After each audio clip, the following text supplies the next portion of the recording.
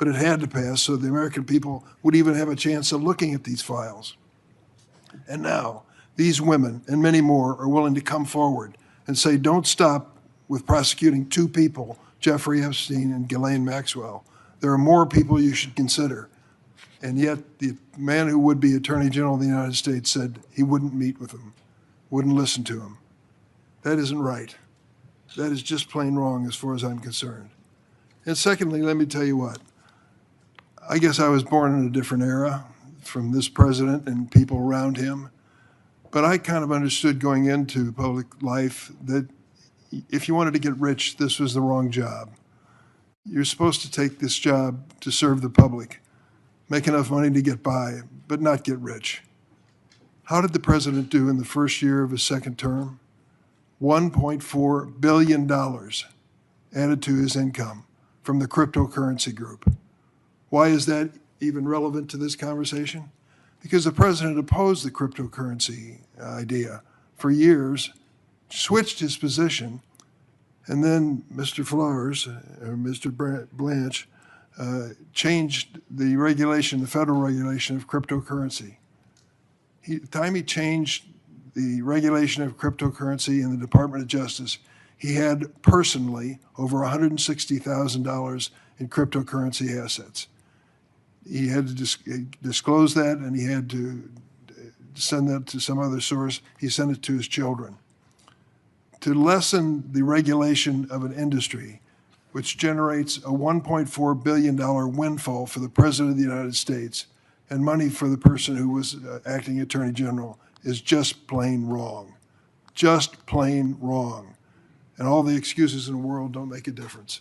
And I'll tell you, that one document that he signed, imagine, if you will, if you've ever heard of this, the president, his family, and his businesses, because of the document signed by Todd Blanche, because of that, have no liability for any tax crimes they ever committed before the date of that document. No liability, no criminal liability. Every single one of us in this room has to obey the law. That's the basics in a democracy like ours. And when it comes to tax crimes, the same applies. Now there's an exception, of course, in the eyes of Todd Blanche. And that exception is the President of the United States, his family, and his businesses. That is just plain wrong. This man should not be Attorney General. Can I go ahead and introduce Go ahead. witnesses and stuff? If you want to. Yeah, Sure. because, okay.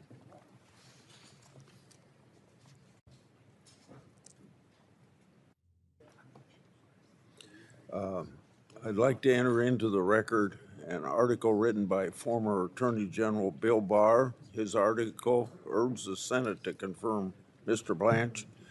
The article touts the successes of Mr. Blanche has already delivered while already leading the Department of Justice. It further stated, quote, Mr. Blanche has necessary qualities for the job. He is a skilled and accomplished lawyer with extensive experience in the department as a prosecutor and deputy attorney general. Throughout his career, he has shown the personal determination, discipline, and thick skin this position demands, end of quote. Without objection, it will be entered in the record.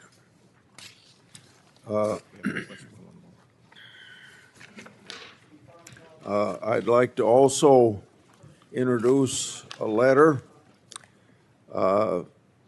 from the Concerned Women for American Legislative Action Committee.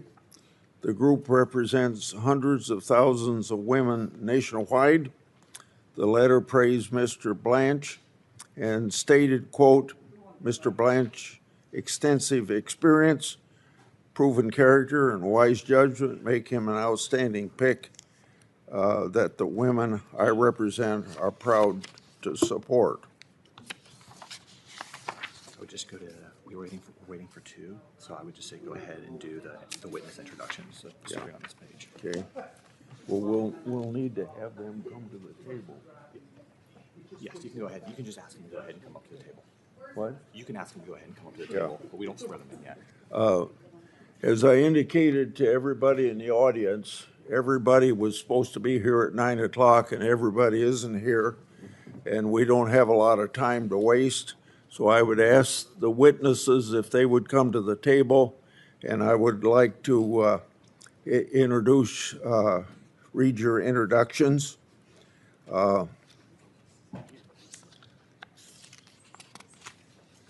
And then, swear them too. No, we'll do that after. We'll do that when we go to the hearing. Okay. You, please be seated, and we won't be questioning you right away, but I'd like to take this time to introduce you. First, a person when he was in the United States Senate, a person that I worked closely with, John Ashcroft. You know, he served as United States Attorney General under George W. Bush. He led the Justice Department's anti-terrorism efforts after 9/11. Mr. Ashcroft previously served for over 2 decades as Missouri's Attorney General, Governor, and then Senator.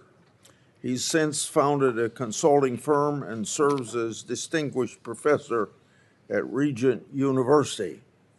Mr. Ashcroft understands how to lead the Justice Department free from political influence.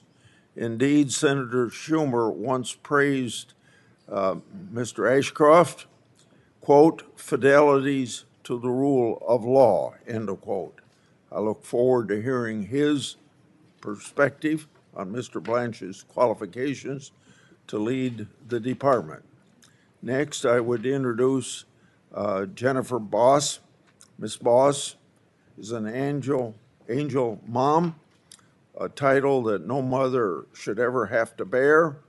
She suffered an unimaginable loss. Ms. Boss's daughter, Megan, was discovered in a dumpster belonging to an illegal immigrant. The man was arrested, but within 24 hours, he walked free. The sanctuary city and soft on crime policies of her home state failed to protect her daughter or deliver justice to the families. Ms. Boss had no recourse until President Trump learned of the case and ensured that the man was detained by ICE. Sadly, Ms. Boss knows firsthand how important it is to have Justice Department that listens to victims, pursues justice, and works to protect communities. Ms. Boss, I'm very sorry for your loss. I'm grateful for your testimony today. We also have John Edler, President of the Federal Law Enforcement Officers Association Foundation.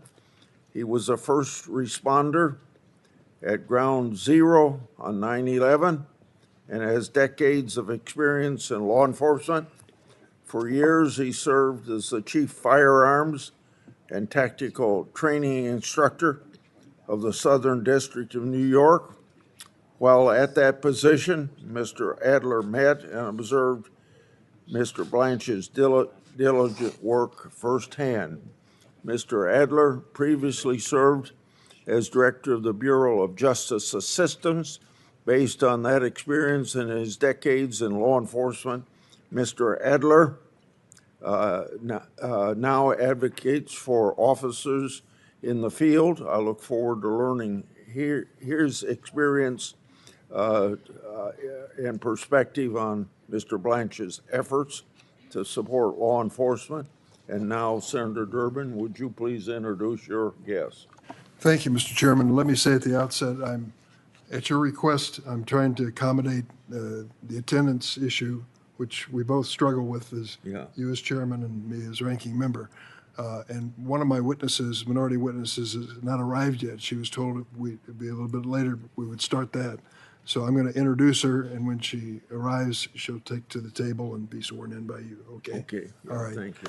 The first minority witness is Danny Bensky. I met her yesterday. Ms. Bensky is a choreographer and dance educator. She's also a survivor of abuse by convicted sex trafficker Jeffrey Epstein, to whom she was trafficked when she was 17 years old. Ms. Bensky will tell us when she comes how, due to the carelessness of the Justice Department, graphic details of her abuse, as well as her identity, were released many times, despite her efforts to redact her information. She says that she, quote, won't stop fighting until the world is safer. I thank her for her courage, and I hope she arrives soon because of the change in plans. We've had some confusion.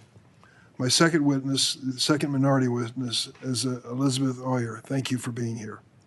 She was the Justice Department pardon attorney until March 2025. She oversaw the pardon office now run by the failed nominee and mega extremist Ed Martin. Prior to service in the Justice Department, Ms. Oyer was an assistant federal public defender in Maryland and a litigation partner at Mayor Brown. She's a graduate of Harvard Law School and the illustrious Georgetown University. She will tell us how her former office has devolved into a pay-to-play operation with mega donors jumping ahead legitimate pardon candidates, often without proper vetting, the height of corruption. How do we know this? Ms. Oyer was fired by Mr. Blanche just days after he took office for refusing to restore gun ownership rights to one of the president's personal friends, convicted domestic abuser and actor Mel Gibson. I yield, Mr. Chairman. Yeah. Now back to the work of our committee. We have one more member to get here. In the meantime, I want to enter into the record 9 letters supporting Mr. Blanche's nomination from major law enforcement organizations. Combined, these organizations represent hundreds of thousands of law enforcement officers from around our country who work every day to uphold the rule of law. The letters all praise Mr. Blanche's qualifications to serve as Attorney General and his collaboration with law enforcement Americans to keep everybody safe. One letter states this, so I quote, "We believe Mr. Blanche's leadership will help ensure that the Department of Justice remains focused on public safety, the rule of law, and providing unwavering support for law enforcement professionals who risk their lives daily to protect our families and communities," end of quote, without objection. These will be entered in the record. Then also I want to introduce into the record a letter supporting Mr. Blanche's nomination from 23 state attorneys general. The letter praises the Justice Department's success under Mr. Blanche's leadership in combating violent crime, enforcing our immigration laws, ending race-based discrimination, prosecuting criminal enterprises, and rooting out fraud against taxpayers. The letter goes on to state, quote, "At a time when Americans expect their government to protect communities from violent crime, narcotics trafficking, human trafficking, terrorism, and organized criminal activity, Todd Blanche has shown the ability to deliver real results. His record reflects a commitment to public safety, vigorous enforcement of federal law, and effective stewardship of the Department of Justice," end of quote. Without objection, those letters will be entered into the record. Would you like to make your speeches on judges now? I only have 1 or 2, if you want. Why don't you go ahead and do it? Okay. We've got to wait for Tillis. Okay. We're still waiting on one, Senator? Yeah. Okay. Well, this is a little out of sequence, but I'm trying to cooperate on a bipartisan basis. Report that. Say a word about Daniel Traynor, nominated to be the U.S. Court of Appeals for the 8th Circuit. Prior to his confirmation for District Court Justice, Judge Traynor showed his true colors when it came to MAGA issues. After he was confirmed, he had a chance to show whether he would be a neutral arbiter on the bench. Unfortunately, he's not demonstrated that. As one example, Judge Traynor has ruled in favor of the Trump administration in all 28 cases on his docket involving challenges from immigrants who've been detained by ICE under the administration's illegal mandatory detention policy. That includes 7 habeas corpus petitions Traynor volunteered to preside over in the District of Minnesota following Operation Metro Surge. Judge Traynor is an outlier. Of the more than 17,000 cases in which federal district judges have ruled on ICE's mandatory detention policy, at least 15,000 were rulings against the Trump administration, including the vast majority of rulings by Trump-appointed judges. Yet Judge Traynor's partisanship was apparent when he served as a contributing author and signatory of a May 2024 letter from federal judges to the president of Columbia University. The signatories the judges vowed not to hire anyone who attended Columbia University beginning that year. But Traynor denied a recusal motion in a case brought by Columbia Law School Initiative for a Just Society, implausibly claiming he wasn't biased against Columbia University, just said he wouldn't hire anybody who went to school there. While he was comfortable taking a position on this controversial political question, Judge Traynor refused to answer questions at the hearing as to who won the 2020 election. For the record, Joe Biden did, by 7 million votes. It's very clear that Judge Traynor seeks to remain in good graces of the president at the cost of his own independence. I urge my colleagues to oppose him.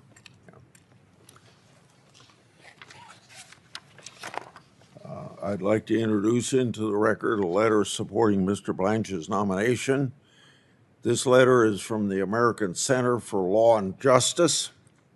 The letter states, quote, Mr. Blanche has demonstrated the experience, judgment, leadership necessary to guide the Department of Justice at a time when the faithful administration of our laws is a paramount importance. His service as Deputy Attorney General and most recently Acting Attorney General, together with his distinguished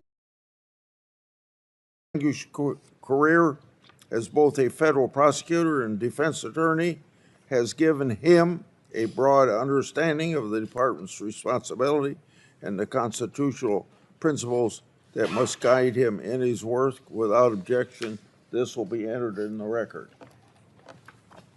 Now we'll have 77 former Department of Justice official writing a letter in support of Blanche. So I'll enter this in the record, and I want to quote from this letter. Todd Blanche understands that the department's mission is to deliver justice, not to serve political interest and entrenched bureaucracies. He has shown the courage and institutional knowledge to restore the focus on public safety, law enforcement support, and the rule of law. His career path from paralegal to prosecutor to second highest position in the department gives him a perspective few others possess. He knows what works because he has lived it at every level. So without objection, the department, or the letter from 77 former DOJ officials will be inserted. We have a letter from the First Liberty Institute, the nation's largest legal organization dedicated solely to defending religious liberty. The letter states, quote, every attorney general faces difficult decisions that will inevitably generate disagreement. The proper question before the Senate is not whether members agree with every future judgment, but whether the nominee possesses the character, experience, legal ability, and commitment to constitutional government necessary to faithfully discharge the office. Mr. Blanche's career demonstrates those qualities. Without objection, that will be entered into the record. Do you want to ask if anybody on our dais wants to make any? Yeah. Is he here? He's coming, he's walking up. Okay. When tell us coming. Okay. We're still waiting on Tillis. He's walking up right now. Yeah. Can we start? No, we have to wait. He said he's walking up, is what they just told us. Okay.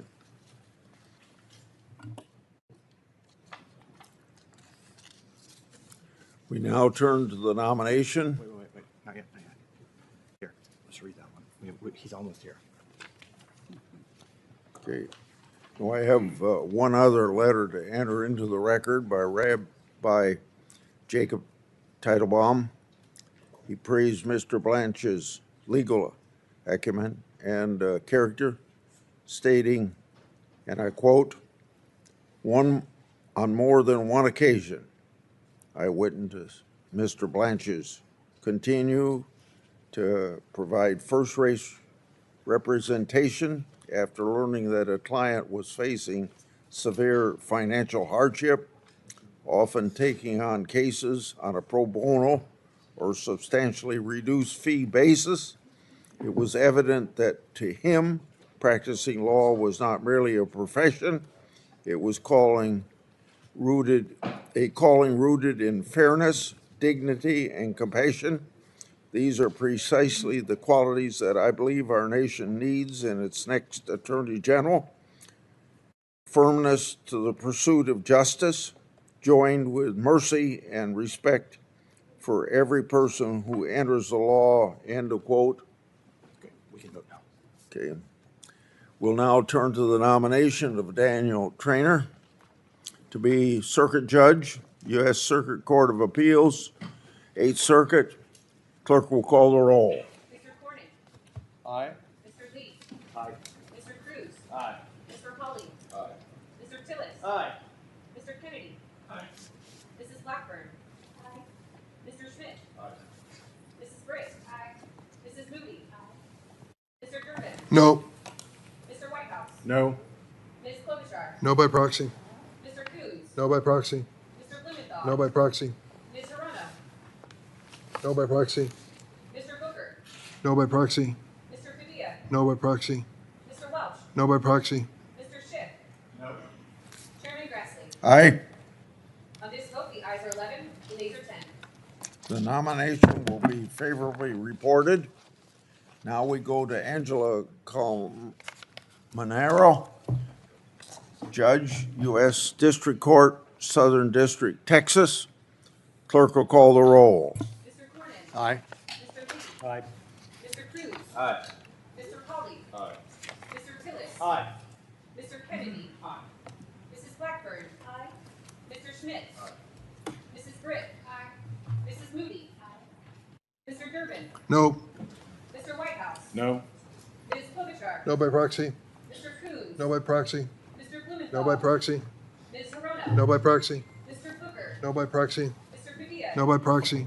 Mr. Welch. No by proxy. Mr. Schiff. No. Chairman Grassley. Aye. On this vote, the ayes are 11, the nays are 10. The nomination will be reported. Now we have Casdine Mitchell, Judge, District Court, Northern District, Texas. Clerk will call the roll. Mr. Cornyn. Aye. Mr. Lee. Aye. Mr. Cruz. Aye. Mr. Hawley. Aye. Mr. Tillis. Aye. Mr. Kennedy. Aye. Mrs. Blackburn. Aye. Mr. Schmidt. Aye. Mrs. Britt. Aye. Mrs. Moody. Aye. Mr. Durbin. No. Mr. Whitehouse. No. Ms. Klobuchar. No by proxy. Mr. Coons. No by proxy. Mr. Blumenthal. No by proxy. Ms. Hirono. No by proxy. Mr. Booker. No by proxy. Mr. Padilla. No by proxy. Mr. Welch. No by proxy. Mr. Schiff. No. Chairman Grassley. Aye. On this vote, the ayes are 11, the nays are 10. Mitchell will be reported to the Senate floor.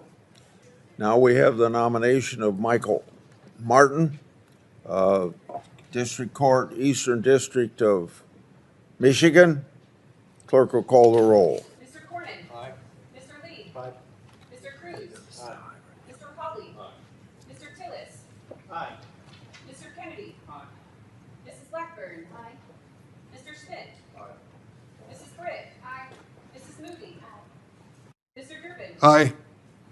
Mr. Whitehouse. Aye. Ms. Klobuchar. No by proxy. Mr. Coons. No by proxy. Mr. Blumenthal. No by proxy. Ms. Arono. Yes. Mr. Booker. No by proxy. Mr. Padilla. No by proxy. Mr. Welch. No by proxy. Mr. Schiff. Aye. Chairman Grassley. The nomination will On this vote, the ayes are 14, the nays are 7. The nomination will be favorably reported. Now, the last one is Antonio Pozzo, Eastern District, Pennsylvania. Clerk will call the roll. Mr. Cornyn. Aye. Mr. Lee. Aye. Mr. Cruz. Aye. Mr. Hawley. Aye. Mr. Tillis. Aye. Mr. Kennedy. Mrs. Blackburn. Mr. Schmidt. Mrs. Britt. Mrs. Moody. Mr. Durbin. Aye. Mr. Whitehouse. No. Ms. Klobuchar. No by proxy. Mr. Coons. No by proxy. Mr. Blumenthal. No by proxy. Ms. Arono. No. Mr. Booker. No by proxy. Mr. Padilla. No by proxy. Mr. Welch. No by proxy. Mr. Schiff. Chairman Grassley. Aye. On this vote, the ayes are 12, the nays are 9. The nomination favorably voted on will be reported. We will, this ends our business meeting. Now I call the hearing to order. I would like to have the witnesses, would you please stand, because we swear each in at every meeting. Do you swear that the testimony you're about to give before this committee will be the truth, the whole truth, and nothing but the truth, so help you God? I do. They all answered affirmatively? Yeah, okay. Senator Durbin would like to give an opening, so. Go ahead. Want to say something? I'm done. Okay. So, welcome back, Senator Ashcroft. Will you please begin your testimony, and then we'll go right down the list of people the way you're seated there. Well, thank you, Chairman Grassley and Ranking Member Durbin. I'm grateful to you, and please allow me just a moment to extend my condolences to the committee, the friends and colleagues of Senator Lindsey Graham. He had a vivid history of bringing out the best in people he worked with on both sides of the aisle, and we enjoyed his friendship, and I take this moment to say my condolences and my sympathy also to Jennifer Boss, whose daughter was brutally murdered. Allow me to thank you for your serious consideration and attention to the constitutional responsibility of confirming high-ranking executive branch officials. It's an honor for me to participate with you today by my appearance, testifying and sharing my profound support for the nomination of the Honorable Todd Blanche as Attorney General of the United States is something for which I am deeply grateful. Justice is best served in the United States through a commitment to uphold the Constitution and laws of this country. Integrity is an indispensable imperative for the rule of law. The rule of law is the best friend of constitutionally guarded liberty. For the highest quality administration of justice, law enforcement must never be diluted nor contaminated by personal bias or political preferences. Todd Blanche's record of upholding the Constitution and enforcing the law recommends him supremely to serve America as the 88th Attorney General of these United States. I know of no person of a higher commitment to integrity. He has spoken the unvarnished truth to those he works for and to those he works with. Todd's career stands as an outstanding record of public service. He is a consistently well-prepared, tough, but fair prosecutor, fundamentally focused on the Constitution. He understands that he has a profound responsibility in the Justice Department to seek justice, not merely to prosecute.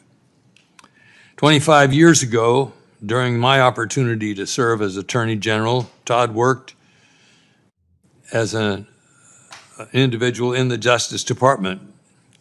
And in his law school years, Todd worked with the Justice Department, and in that respect, upon graduation from law school, he clerked for several judges, two of whom are now serving on the respected nationally focused Second Circuit Court of Appeals. So he had an understanding of the law from both the prosecutorial side and the side of the bench. Following his clerkships, Todd became an assistant United States attorney as the U.S. Attorney Office for Southern District of New York, a premier prosecutorial office of the United States. He spent roughly 2 years as the co-chief of the Violent Crimes Unit, supervising there nearly 24 prosecutors. Then served as a co-chief of the office's White Plains Division, where he presided over a wide span of work: public corruption, securities and bank and wire fraud, federal programs fraud, Medicare fraud, RICO, and violent crime. Today, as Deputy Attorney General and Acting Attorney General, Todd is office in his own right. Todd therefore brings to the Department of Justice a relevant reservoir of experience, coupled with sound judgment on an array of different issues. They're all related to law enforcement and the administration of justice. He understands that the rule of law exists to secure this and safeguard the God-given rights of liberty and freedom in America. In professional moments, both private and public, I have seen Todd's thoughtful, decisive, yet humble leadership. He's a careful and willing listener, skilled at welcoming diverse viewpoints. He is adept at synthesizing and harmonizing different voices in complex situations. He is comfortable in being held to account, and he will require those in the department to be similarly accessible and accountable. Todd Blanche's record reflects a commitment to the rule of law and the Constitution. Our 250th anniversary properly reminds us that liberty is the core value of America. In fact, it's a core value of human existence. To safeguard this core cultural value, America needs an Attorney General exclusively devoted to the rule of law and who unfailingly will honor his oath to the Constitution. Todd Blanche is the right person for that responsibility. Mr. Chairman and committee members, thank you for what I consider to be a privilege to appear before this committee and communicate to you my unreserved endorsement of Todd Blanche for Attorney General of the United States. And I thank you for this opportunity. Thank you, Mr. Ashcroft. Now, Ms. Bensky. Thank you. First, I'd like to thank you and the committee. Microphone. Push the red button. There we go. Thank you. First, I'd like to thank you all, and thank you to the committee for hearing survivor voices. I'd like to remind you of who you're hearing from today. At this time, can my survivor sisters and family please rise? We may look like grown adults when you see us now, but we were children, young girls at the time of our abuse. These are the photos of when our innocence, dreams, and lives were stolen. Please take these faces in as you think of us as your own family, daughters, nieces, sisters. Now look at our faces and remember the women and families of who the DOJ re-victimized. You guys can sit. Thank you so much. I'm a teacher. In my school, if a student released a nude photo depicting a peer's sexual assault and abuse, they would almost certainly face expulsion. And yet, this is what our Department of Justice did to crime victims. Today, Todd Blanche has been at the helm of the release of nude images of survivors, the outing of Jane Does, and the exposure of more than 100 victims identifying information and documents describing horrific acts of abuse, including my own. Instead of treating this release as its own violation and holding the man who led it accountable, you have a decision on whether you place him in the highest law enforcement position in this country. In December, before the document release, our attorneys submitted 350 victims' names to the Department of Justice as victims' names to be redacted prior to the release.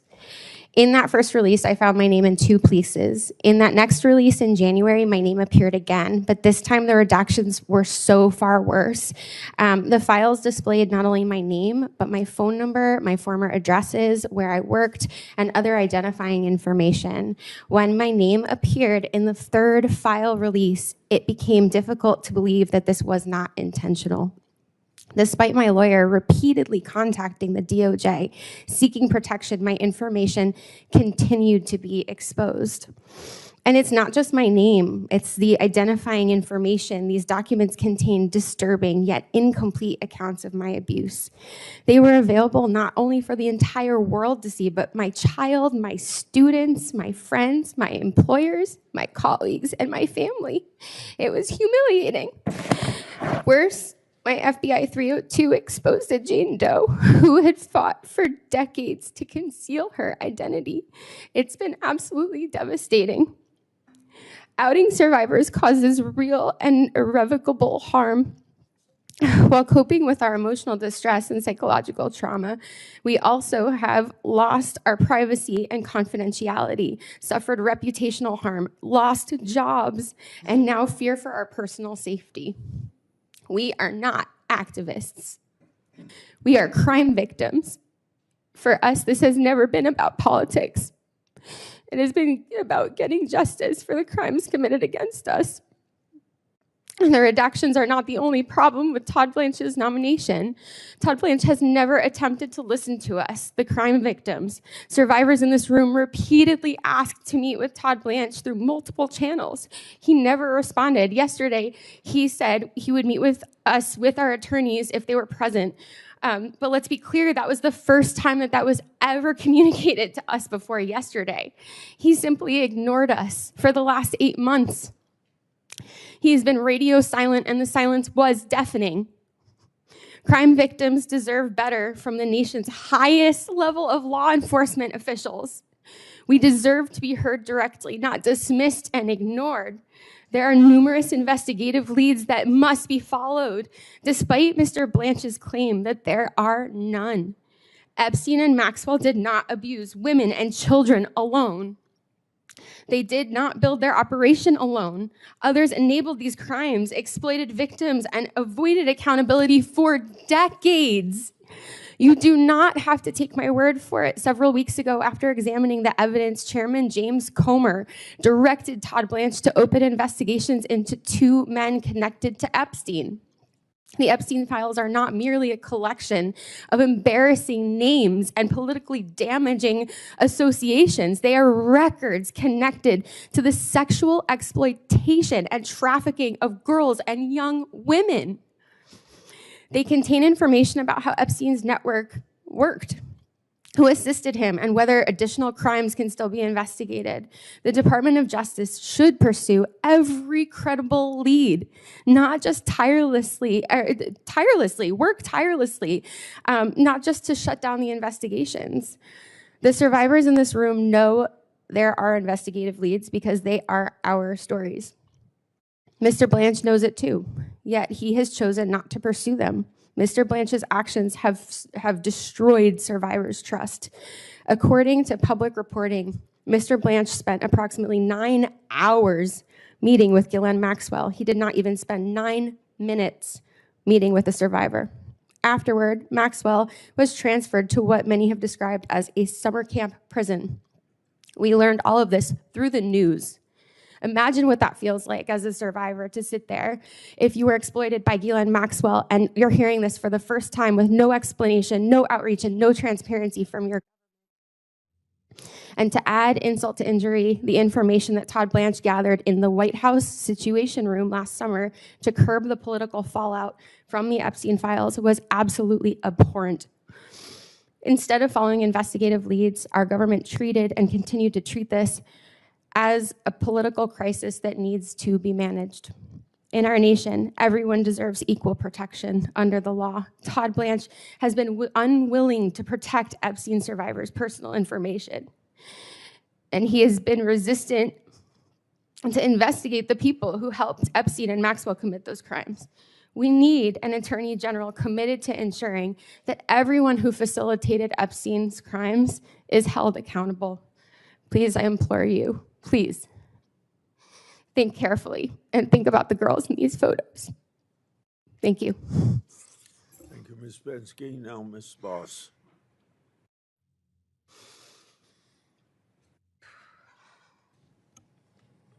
Thank you, Chairman Grassley. Is it on? Thank you, Chairman Grassley and Ranking Member Durbin and members of the committee. Can you pull it real close to you?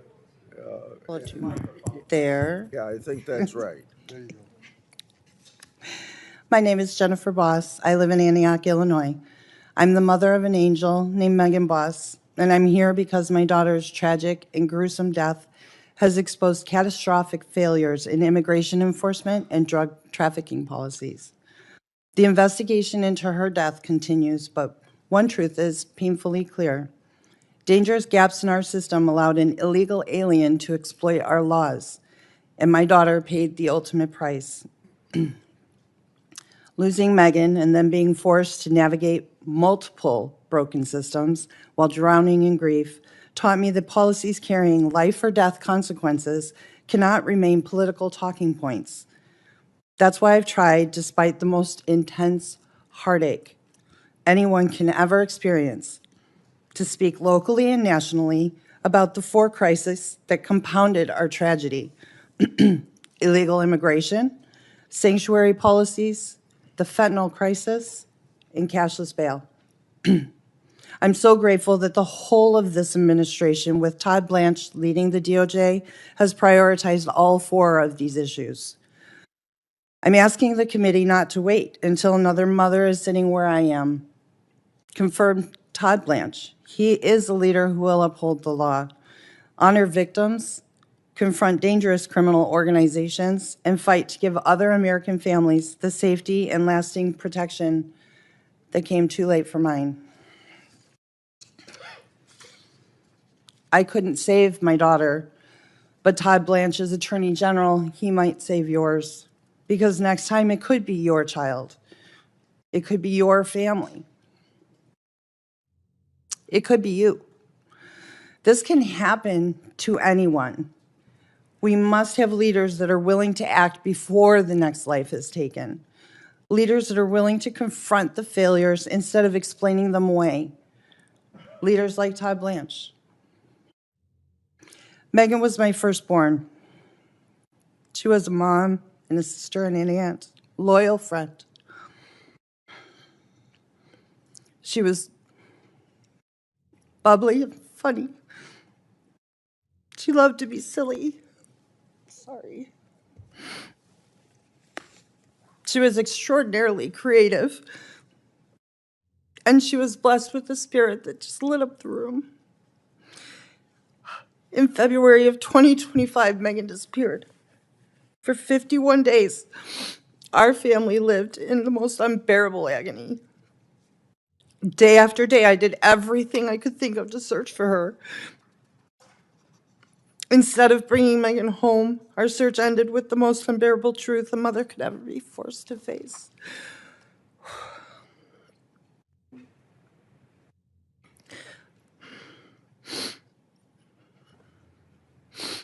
We learned that Megan's life had been cut short and her body was concealed, stuffed upside down in a garbage can filled with bleach by an illegal alien that had no right to be here. Again, she was stuffed upside down in a garbage can for 51 days, soaking in bleach.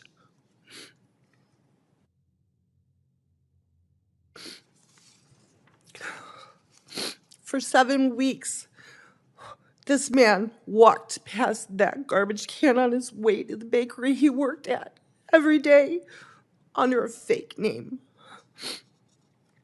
And during those weeks, I couldn't breathe or eat or sleep. We searched his neighborhood. We knocked on his door. We left Megan flyers with Megan's face on every surface we could find. And then I learned she was only a driveway distance away from us the whole time. Excuse me.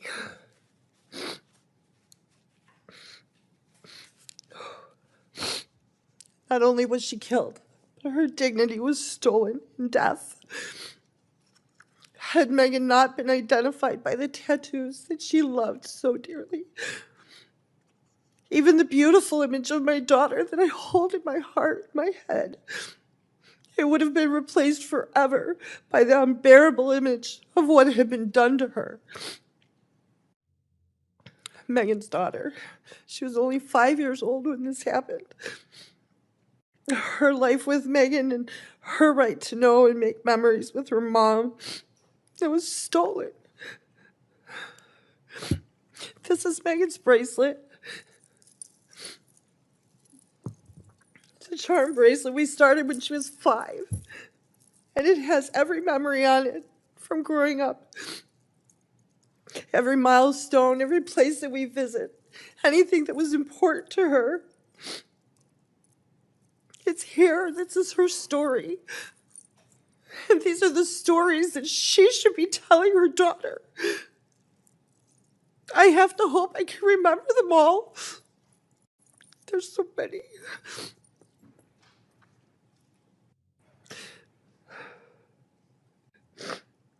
My husband and I, we won't be retiring like we imagined, of course, because we have to pray that we live long enough to raise her little girl into adulthood. And this is because our laws that we already have aren't enforced. This is why victims don't care about partisan victories. We care whether the dangerous criminals and drug traffickers and cartels are stopped before another loved one is buried and another family's life is shattered. Right now, governors and local officials enact sanctuary protections, cashless bail policies, and identification laws that undermine federal enforcement and create dangerous public safety loopholes. A criminal that's released under a reckless local policy does not remain inside that city or state. He can cross into yours. Megan's perpetrator was released the day after he was arrested. Do you want him as your neighbor? Angel families have told me how they've been entirely abandoned and ignored by the government. Our children and our families were politically inconvenient. Some of these angel families have been asking for someone to listen to the stories and learn from what's happened to us for more than 25 years.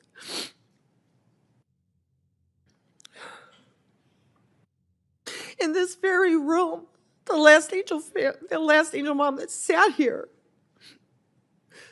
was asked how come she was here and why did they have to sit through another hearing. That's beginning to change now under the current leadership of Todd Blanche. Angel families finally are feeling heard and respected and taken seriously. There is a renewed focus on prosecuting immigration crimes and the transnational criminal organizations, drug trafficking, and the like. So much work that's done by ICE and Homeland Security investigations goes unseen. It's not limited to detaining the individuals who escape detection at the border. Their work is life-protecting. From the time that I've spent talking with Todd Blanche, I knew immediately that he makes victims a priority. Under his direction, the DOJ has engaged directly with the Angel families and treated us not like political props, but as partners in preventing future tragedies. And that's all that we've ever asked for. Justice can't bring our children home. Nothing can. So the justice that we're seeking now is the assurance that their deaths won't be ignored and they won't be in vain, and preventable tragedies from these laws not being enforced won't be repeated. I 100% believe Todd Blanche will be the one who can deliver that justice, saving lives of people who'll never know it. Thank you. Thank you. Thank you, Ms. Boss. Now, Ms. Hoyer.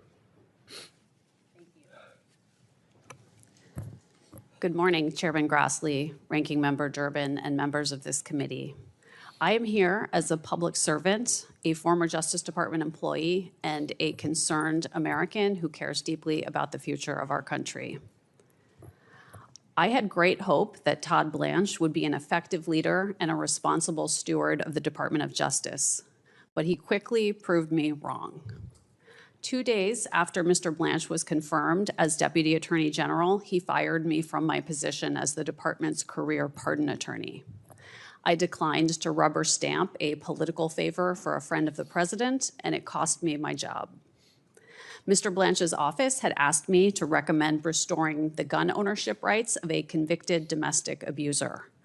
I raised concerns about public safety, but Mr. Blanche's staff pressured me to go along anyway. I did not. Domestic violence is the leading type of homicide among women. When a domestic abuser is armed, his victim is 5 times more likely to be killed. But because this particular domestic abuser had a personal relationship with the president, Mr. Blanche's staff asked me to set aside my concerns. When I wouldn't, Mr. Blanche fired me within hours. He then took extraordinary measures to silence me.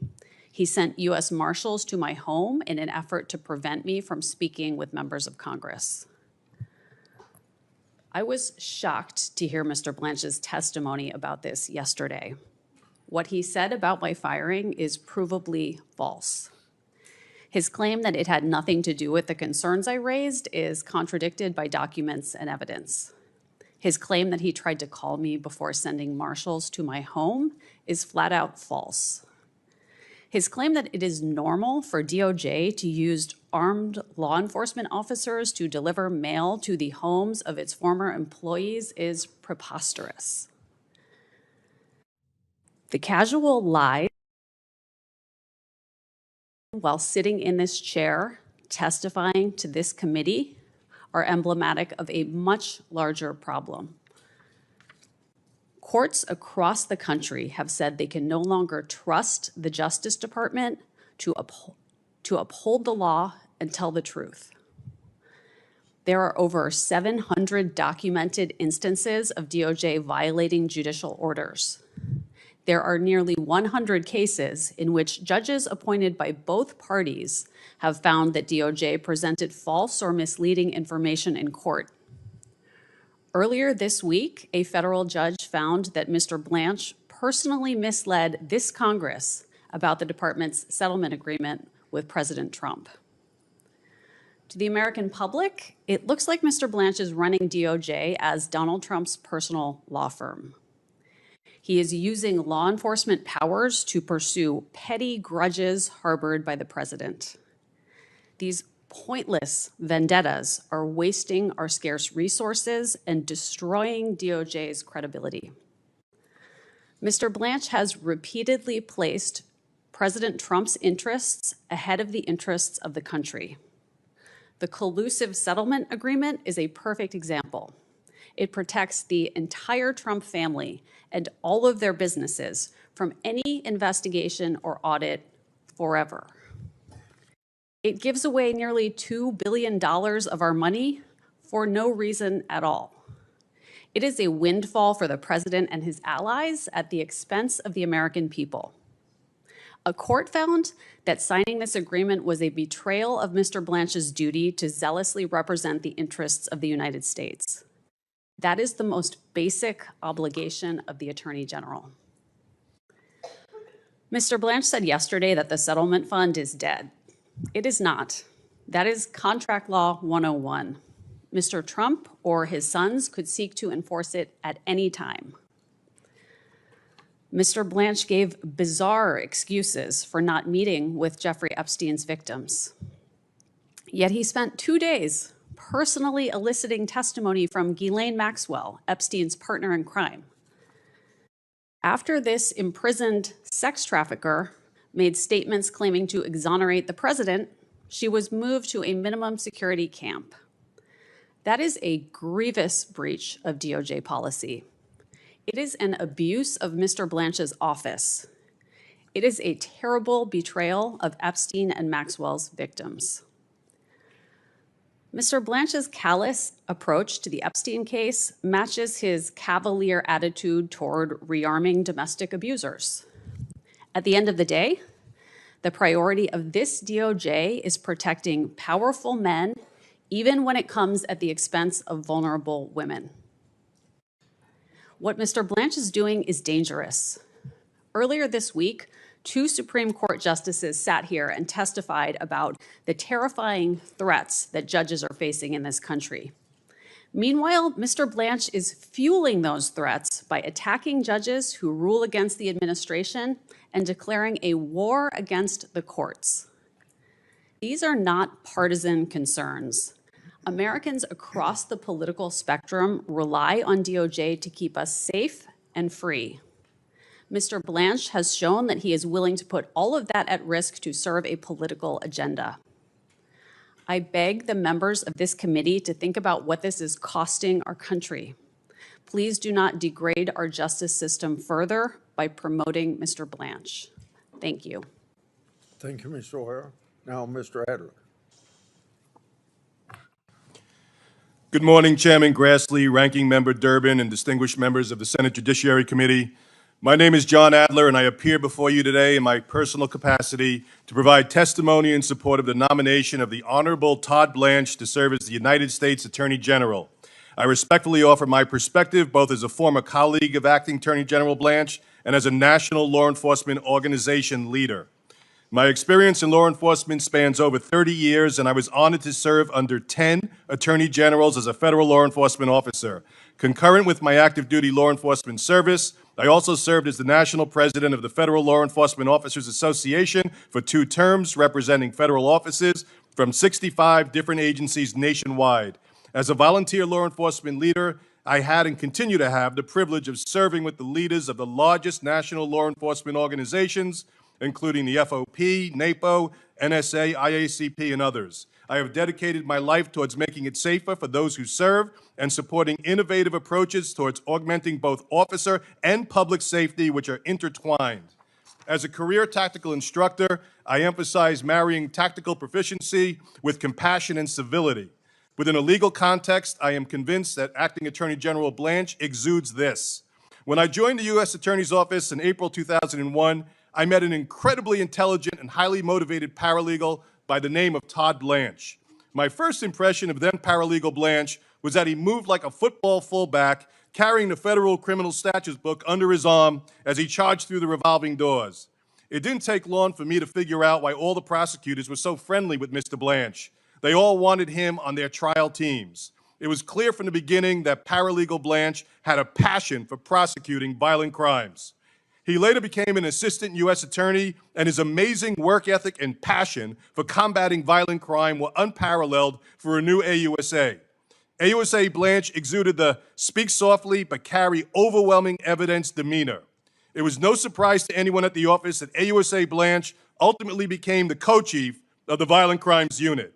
It was clear that Unit Chief Blanche was fully committed to litigating violent crime cases in furtherance of public safety. For context, I want to emphasize that the Acting Attorney General began his paralegal and prosecutorial career in an office that was predominantly represented by AUSAs with different political views. What impressed me during my 16 years with the U.S. Attorney's Office was the unified commitment to the rule of law, irrespective of political affiliation. I am absolutely convinced that if confirmed as the Attorney General, Acting Attorney General Blanche will carry forward that spirit and unwavering commitment to the rule of law. During the terrorist attacks on September 11, 2001, the U.S. Attorney's Office in the Southern District of New York was located in the hot zone in New York City. While we often hear the Acting Attorney General speak of the extraordinary bravery of first responders who run forward into harm's way, he exuded that charge-forward spirit during the challenging days following 9/11. I have profound respect for his service-above-self spirit then, and it has only grown.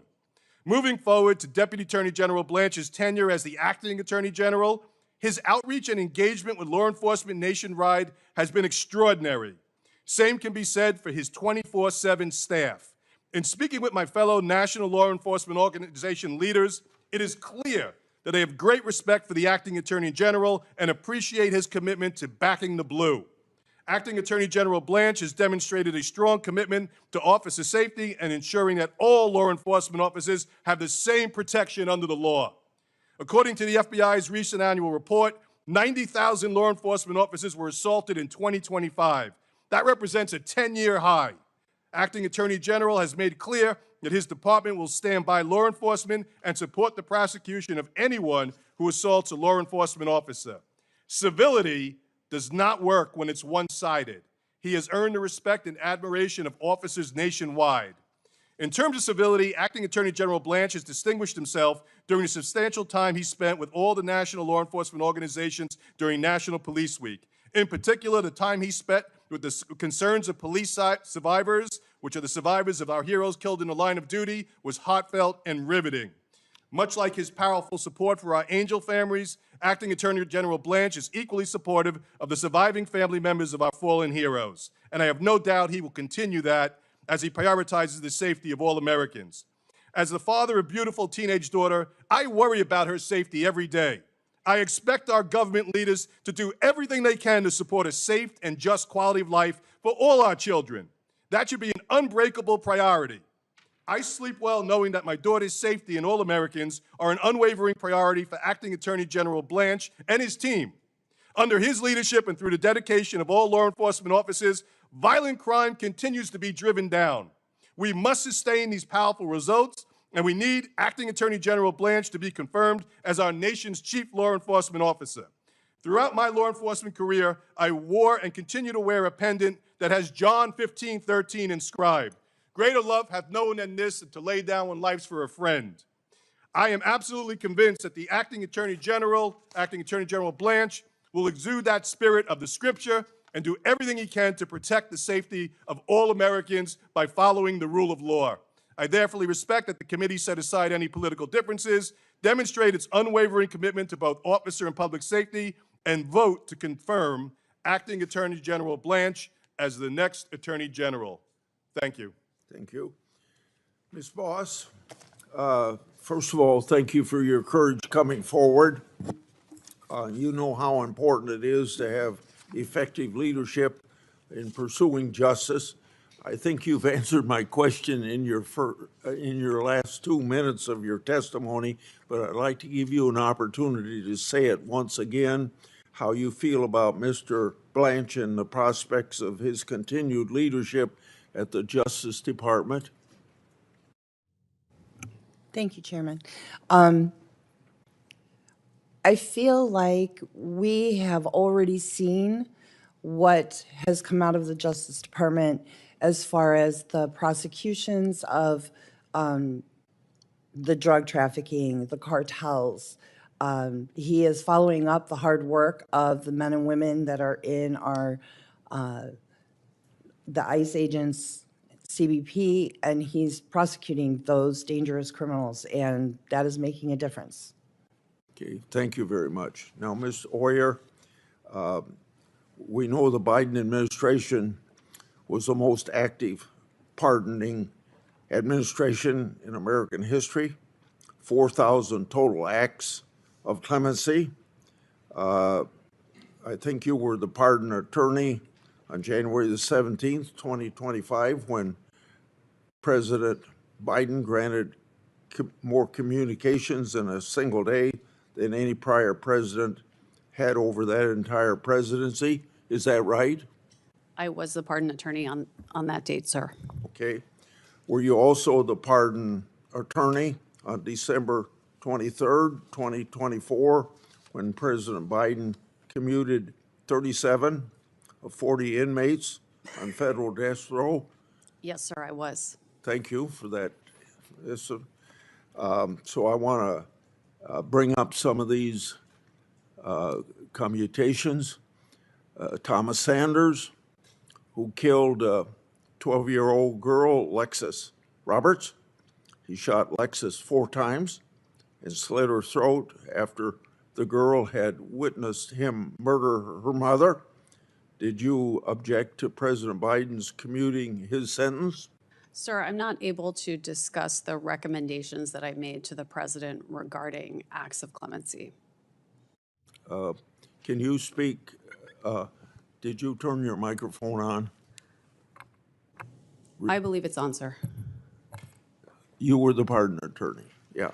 I was, yes. Yes, You sir. recommended, you didn't object to the recommendation. Sir, I'm not able to discuss the recommendations I provided to the president about Okay. clemency matters, which are I considered want to you to be know, covered by executive privilege. okay, I want you to know that I have read evidence that you made this recommendation. So are you telling me the evidence I read that I'm wrong? So did you make the recommendation, or you don't want, you're telling me you can't talk about it? Sir, just like Mr. Blanche explained yesterday, I'm not free to discuss the recommendations that I provided to the White House because they are covered by executive privilege. You can't even tell me if you contacted the victim's family? You can't say yes or no to that? Sir, I cannot talk about the discussions I had unless the White Okay. House chooses to waive the executive privilege. I would be happy to come back and speak with you or other members of this committee. And I think what I'm going to do is I'm going to tell you what I know. So let's go to the case of Jorge Avila Torres, who stabbed to death 8-year-old Laura Hobbs and 9-year-old Crystal Tobias, who were riding their bicycles in a Chicago suburb. He had also sexually assaulted at least one of them. And 4 years later, he strangled to death a 20-year-old naval officer, Amanda Snell, in her barracks. So you can't talk about this, but I have read evidence that you made this recommendation, and you can't even tell me yes or no whether you made that recommendation. Well, sir, what I can tell you is that President Biden did commute the sentences of 37 individuals who were on death row to sentences of life imprisonment, and all of those individuals will remain incarcerated for the rest of their lives, most likely in maximum security Okay, well, prisons. we know what the commentation did, but the fact is that they were taken off death row. Then we have the case of Dylan Roof, shot up a church in South Carolina. That made national history for a long period of time in his trial.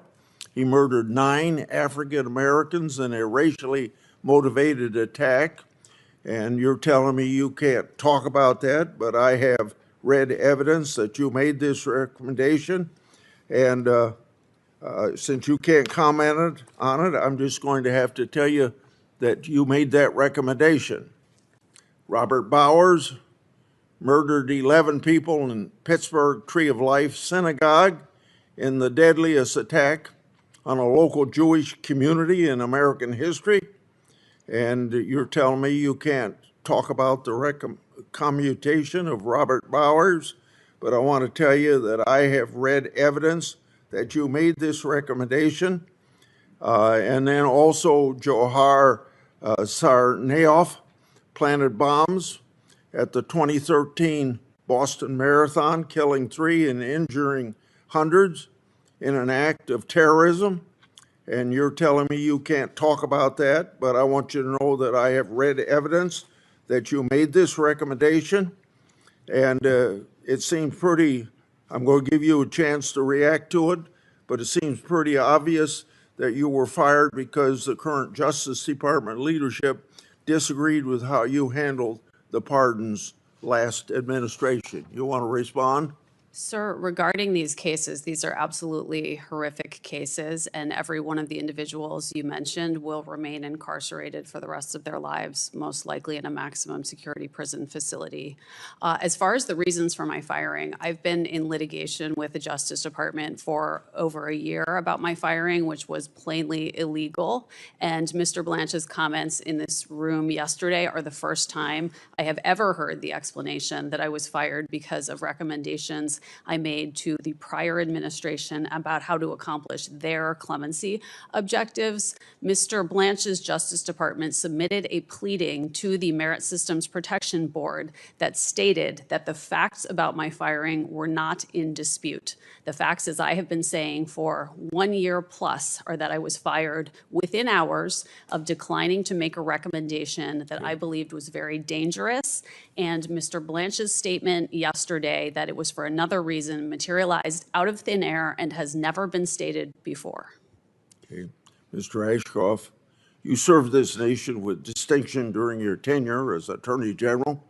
You know what it takes to do the job and to do it well. Based on Mr. Blanche's leadership of the Justice Department during this administration, do you believe he would serve as an effective and capable Attorney General?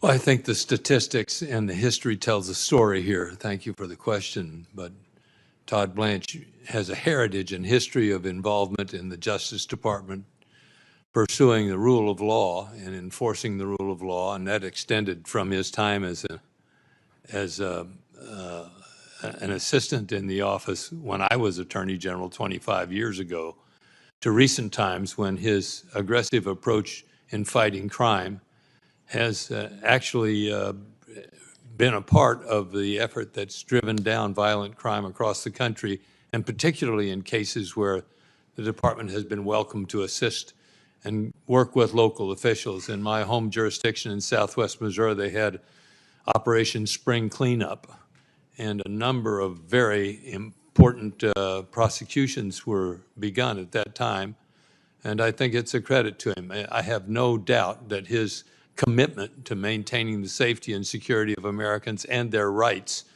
will be pursued in the pursuit of the rule of law and within the bounds of the Constitution of the United States, which is the framing that I think every American expects, that the Constitution and rule of law of the United States be followed and defended. Mr. Durbin. Senator Durbin. Thank you, Mr. Chairman. Ms. Boss, breaks my heart to hear the story of you and your loss of your daughter. And I just want to say my heart goes out to you and to your husband. Carrying on for her with your granddaughter is the greatest tribute you can give her, I'm sure. I'm sorry you went through this terrible tragedy. I'm glad you're here today to tell that story. Ms. Pinsky, it's hard to imagine that this government kept publishing your personal information. Did anyone notify them of this breach of privacy? Yeah, I mean, we notified them immediately back in the first document release, and even before the document release happened, after the Epstein Files Transparency Act passed. Like I said in my testimony, my lawyer teamed up with other lawyers and gave 350 names. And basically every batch that came forward, all the way through basically, I believe it was April, but in the January batch, I was exposed.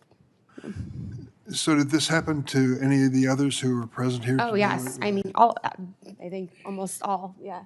Yes, there were hundreds of victims that were outed and Jane Doe's. And, you know, I do want to speak to just the damages for a moment. You know, we've been receiving threats. We've had loss of jobs. We've had loss of confidentiality and privacy.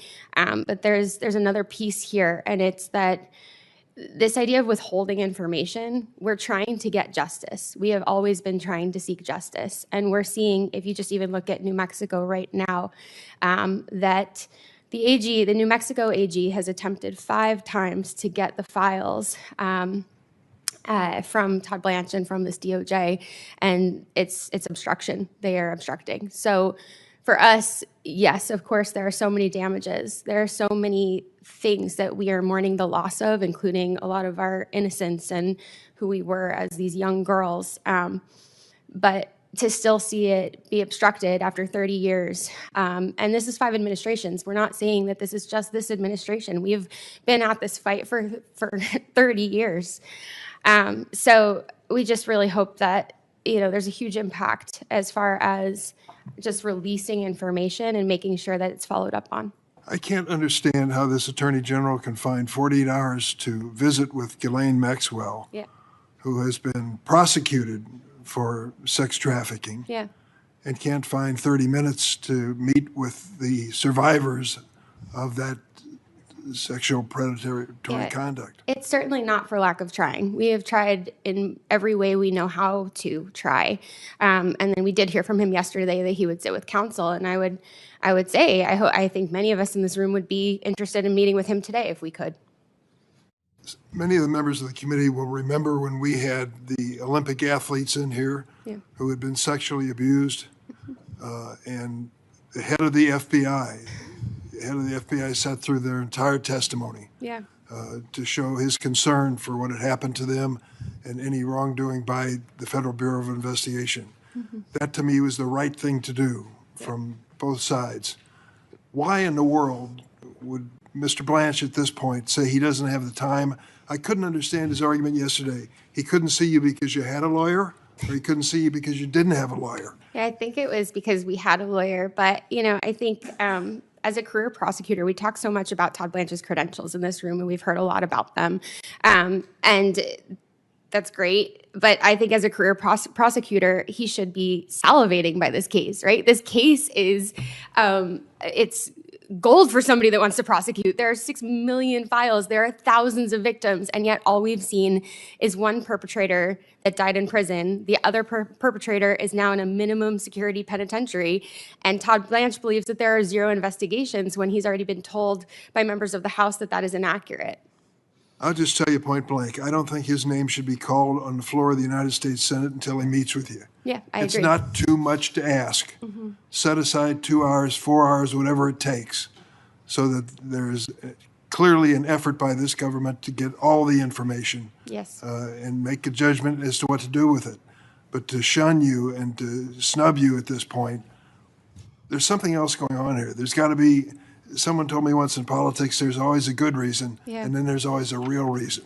What is the real reason why Todd Blanche does not want to meet with the survivors of Jeffrey Epstein? It appears from the outside reputational harm. And that is what I think is at the core of this, that he prioritizes the reputation of the administration over survivors of sexual abuse and of crime survivors in this country. Well, I hope the message goes out to all senators on both sides of the table. And I do want to say, you know, to that end, we've been saying that we're not political. I've asked everyone, we've met with a lot of your offices on both sides, and every single conversation, Mr. Hawley, we had a great conversation with your office, right? It was amazing. And I feel so much hope leaving those spaces, actually. And when we had those conversations, it just felt like you see us as human beings. You don't see us like, we have survivors on both sides of the aisle. We are not here to be political. These are just our stories. Like 17-year-old me, I promise you, not political. But so when we have these very real interactions in your offices, we hope that you can put politics aside. It was something so beautiful that we saw during the Epstein Files Transparency Act. There was a moment where Marjorie Taylor Greene went and sat right next to Melanie Stansbury, and that is a moment that will live in my memory forever because they crossed party lines for something that was really important. So I hope that you can all do that. Thank you, Mr. Chairman. Senator Hawley. Thank you, Mr. Chairman. Just on that note, Ms. Please, Binsky, yeah. and for everybody who's here, all of the victims, thank you for being here. Thank you for standing up and telling your stories. Ms. Boss, thank you for being here and for telling us about your daughter. I'm sorry for what all of you have been through. So I want to say thank you and honor your voices and honor what you're doing. Ms. Oyer, if I could just turn to you. You were President Biden's pardon attorney, is that correct? I was the Justice Department's pardon attorney. You made clemency recommendations to the White House whether or not to pardon inmates, is that correct? My job was to make clemency recommendations. And in that capacity, you recommended that the President of the United States, Joe Biden, grant clemency to all 40 federal death row inmates, all of them, clear them out, correct? Sir, as I told Chairman Grassley, I'm not free to discuss the recommendations. Well, that's what your memo says. I mean, we have your memo. Your memo of November 4th, 2024 says, and I quote, disparity and undue severity of sentence, which are present in many, if not all of these cases, have been recognized as grounds for clemency. And you went on to recommend in that memo and a series of other memos that are now recorded and public record that the President of the United States grant clemency to murderers, rapists, and the most horrible offenders, all of them, clear death row completely out. I'm amazed you've been called here today. I'm absolutely amazed by it. But let's just talk about the people who you recommended. You talk about honoring victims. The people who you recommended get clemency and live at the expense and sufferance of taxpayers for the rest of their lives. Let's start with Dylan Roof. Dylan was a neo-Nazi who murdered 9 African-American worshipers at a Bible study in Charleston, South Carolina, 2015. Do you remember this case? I do remember it very well. I would hope you did. Here's his victims. Do you want to look at them? There they are. 9 of them at a Bible study in a church, killed in cold blood. The DOJ knew from day one that he had decided, I'm going to quote from the prosecutors, decided to attack African Americans because of their race. He further decided to attack African American worshipers in a black church in order to make his attack more notorious. More notorious. And yet you recommended that he be granted clemency, live at the expense of taxpayers for the rest of his life, substitute your judgment for that of the American judicial system. Do you stand by that recommendation today? Sir, I'm not going to comment on the recommendations that I made, but I can tell you that Mr. Roof is going to die in prison as... He's going to live in prison for a very long time because of you, because of your recommendations. And here's what you said in your memo of October 30th, 2024. You said that actually Roof is not a compelling candidate for clemency, but you recommended it anyway. Why? Because he suffered from anxiety, you said. Right? He suffered from anxiety.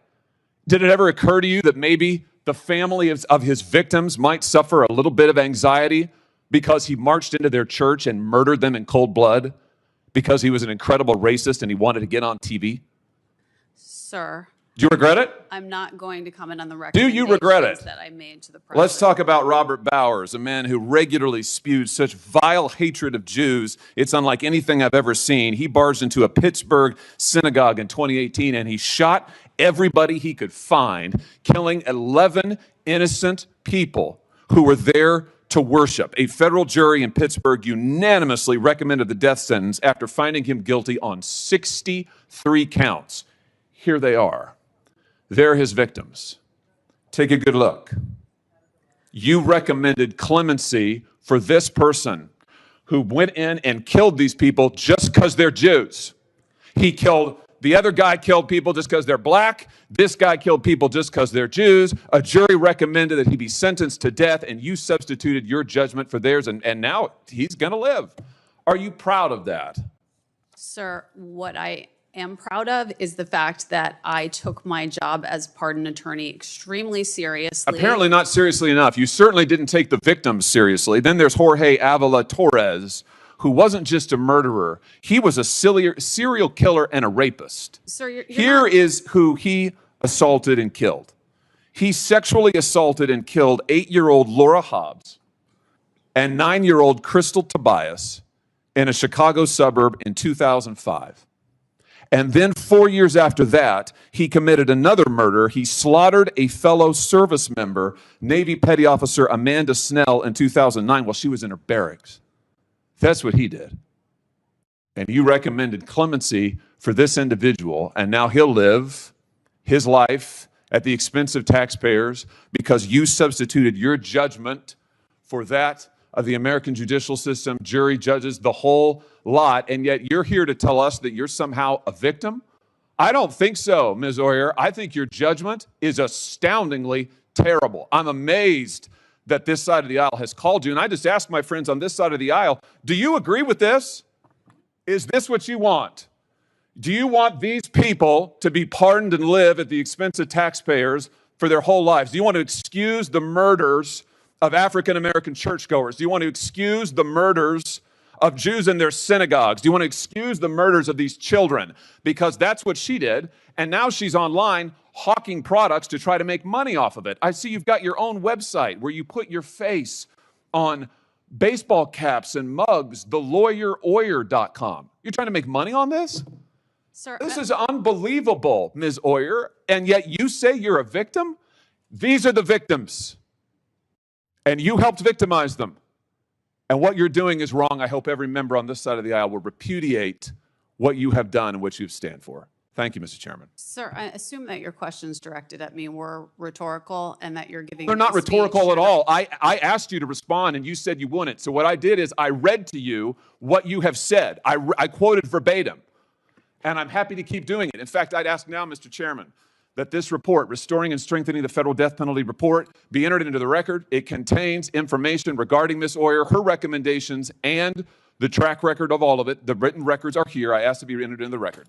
It'll be, Ms. Hoyer, take a minute to respond if you want to. Thank you, Chairman Grassley.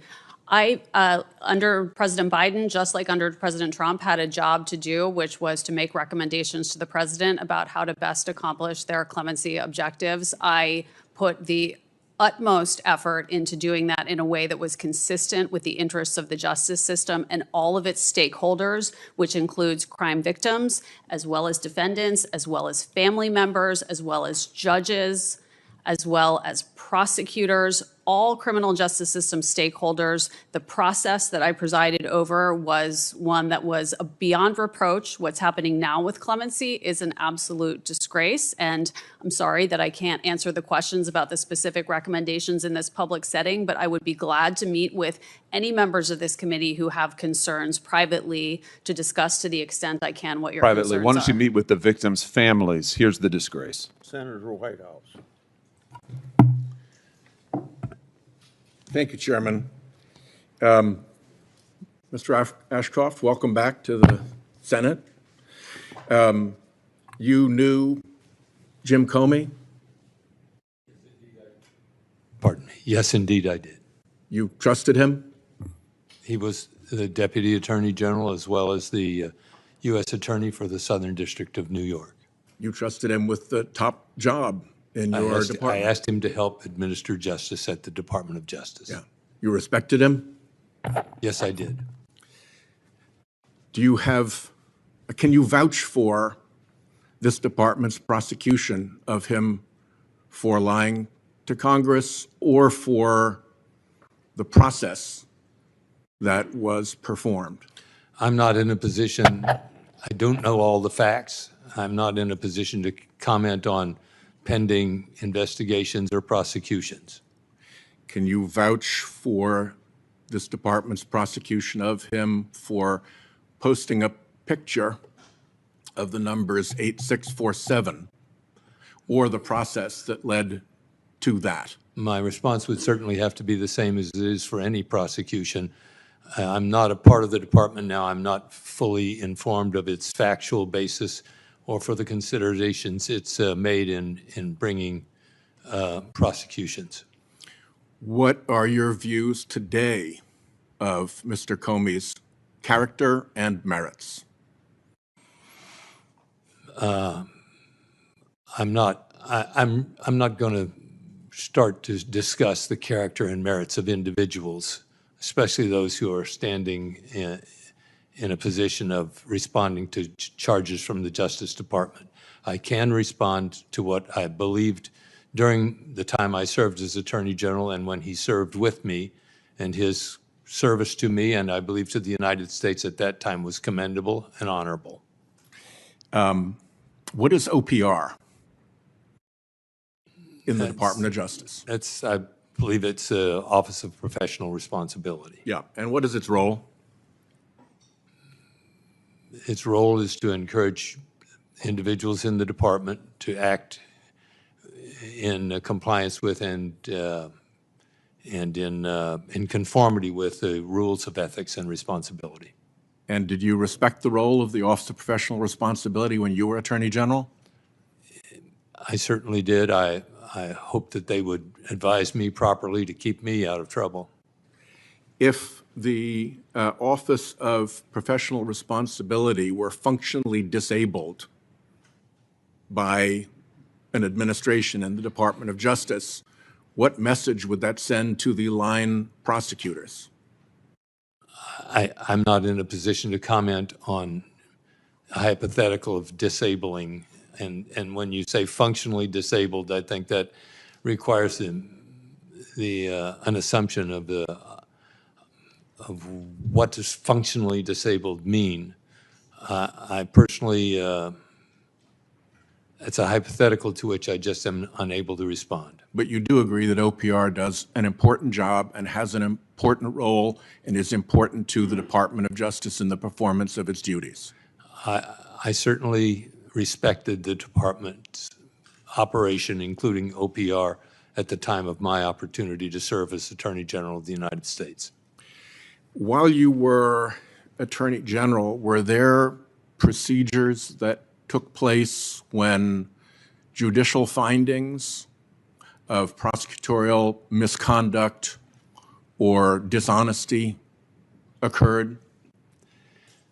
I have to say, I don't remember charges of prosecutorial misconduct and that I dealt with. Yeah, they were pretty scarce until now.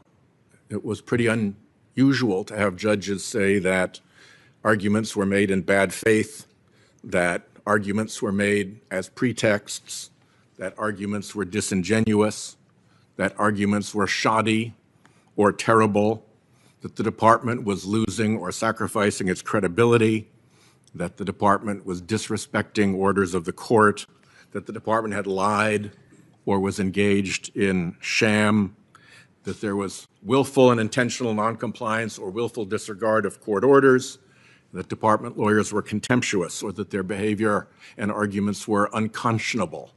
To me, those are red flag words.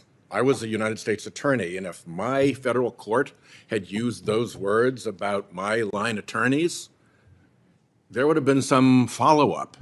And I expect that in your department, if those kind of words were used, there'd at least be some preliminary follow-up, and if it were serious, there might actually be a review by the Office of Professional Responsibility.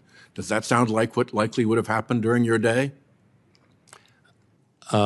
I was only admonished at one time that I remember by a court for having commented on evidence. I thought it was pretty good evidence. I think I just said pretty good evidence. And yeah, I didn't mean you. I meant your line prosecutors. At that time, I decided that I needed to be more careful about my remarks. Yeah. No, my question. My remarks were safeguarded and carefully made. Yeah.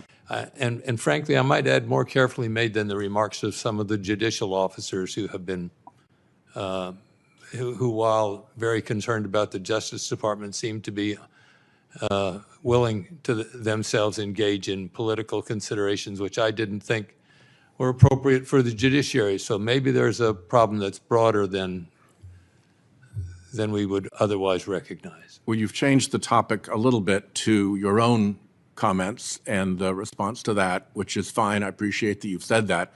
But my question had to do with when criticisms like that are leveled against department lawyers, there is ordinarily some kind of a process or review that takes place. They're not just brushed off. That is correct, is it not? Yeah, it's certainly the reason that the Office of Professional Responsibility exists to safeguard against things that are not responsibly done or undertaken in a way that discredits the department. Public confidence in the department is very important. Indeed. And the rule of law, guided by the Constitution, is at the foundation of our safeguarding liberties. And I take that seriously. I believe that with all my heart when I served, and I believe it today. Thank you, sir. Senator Schmidt. Thank you, Mr. Chairman. First and most importantly, I want to thank all the victims who are here for your courage to come forward. This is not easy to do, to relive everything. So thank you for being here and telling your stories.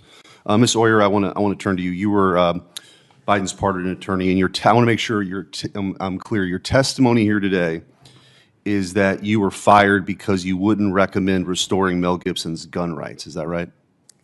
I was fired just hours after I declined to make that Okay. recommendation. You can't think of another reason why you might have been fired. That's the only explanation that I'm aware of. The Justice Department actually put in a pleading that was submitted in my appeal of my firing, the fact that the facts of my firing Okay. are not in dispute. On November, and you talked about, you're concerned about public safety. On November 4th, 2024, you authored a 73-page memorandum recommending the commutation of all 40 federal death sentences. Isn't that correct? Well, as I've told two Yeah, I members know, of the I know. committee now. But don't play the game with me, because it's not. They've waived executive privilege. I have the report right here. It's dated April 24th, 2026. It's actually, your memo is quoted in here. It's public knowledge. And the idea that you would come here, you know that already. You would come here and disparage somebody else and not be willing to answer questions about how you commuted the sentences of murderers is ridiculous. I can't believe that you're here to do that. I don't have the authority to commute Do you anyone's deny sentence. it? Do you deny that you authored the memo? I'm not sure which memo you're referring to. I'm referring to the November 4th, 2024 73-page memo. Do you deny authoring it? I can't say without having It's the memo ridiculous. in front of Honestly, I can't believe you It's did. something I You did, and everybody in America and in the world can pull it up. So it's a ridiculous. like a Do document. you That also? looks like a document that has DOJ's logo on the cover. Yeah, and it quotes your letter. It quotes your letter. I don't know. You're what losing letter credibility. You should just admit it. You should just admit you authored it. Everybody knows you authored it. So I'm not going to waste any more time on your convenient little game you're playing here. You also authored and recommended the commutation of the Boston Marathon bomber, the Tree of Life synagogue murderer, and Dylan Roof. We all know this. How many pages of the 73 pages did you dedicate to victims? Because you expressed your concern over victims. How many pages were dedicated to the victims? Sir, I don't have the memo. I can that tell you're you referring to 3. in front of me. 3 pages. 3 pages were dedicated to the victims. So I also happen to have, I made a special access request last year under the Presidential Records Act for documents from the Biden White House on the abuse of pardons and commutations. We recently got those documents. I want to show you a couple. Here's one. It's dated December 3rd, 2024, and it's an internal memo on the commutation of the 37 death sentences that you were involved with.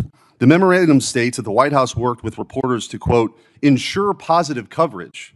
It says the White House gave advocates, the elected officials, resources and key messaging to amplify the news. You personally recommended commuting all 40 death sentence cases, an even broader action than Biden took. Again, that included Dylan Roof, the Boston Marathon bomber, the Tree of Life synagogue shooter. Did you know that the White House was using your recommendations as a PR stunt? Sir, I have no idea what document you're referring to currently. Well, let me just ask you in general, did you know that they were planning to message around your commutation? Sir, I was not an employee of the White House. Okay, I I'll didn't take work- that as a no. I'll take that as a no, but they used your ridiculous recommendation as a veneer of legitimacy. Document 2. I was called here to talk about Mr. Blanche's nomination. Yeah, I for know that's what Attorney you thought General. you came here to talk about. But the reality is your credibility is gone. You can't come here and do the political bidding of the Biden administration. And then when you're called out on that and being fired, and thank God you're being fired. You know what I really think? I think you thought you came here and you're selling merch, by the way. Do we have the hoodies that are up for sale? You sell merch. Let's show the hoodies. I think you came here thinking that you were going to be ordained the high priestess of the resistance. That's what I think. That's why you're denying simple facts that you authored the memo commuting the sentences. Everyone knows that. And we have documents now from the White House that they use that memo as a PR stunt. And so the idea, you have no credibility to talk about Todd Blanche.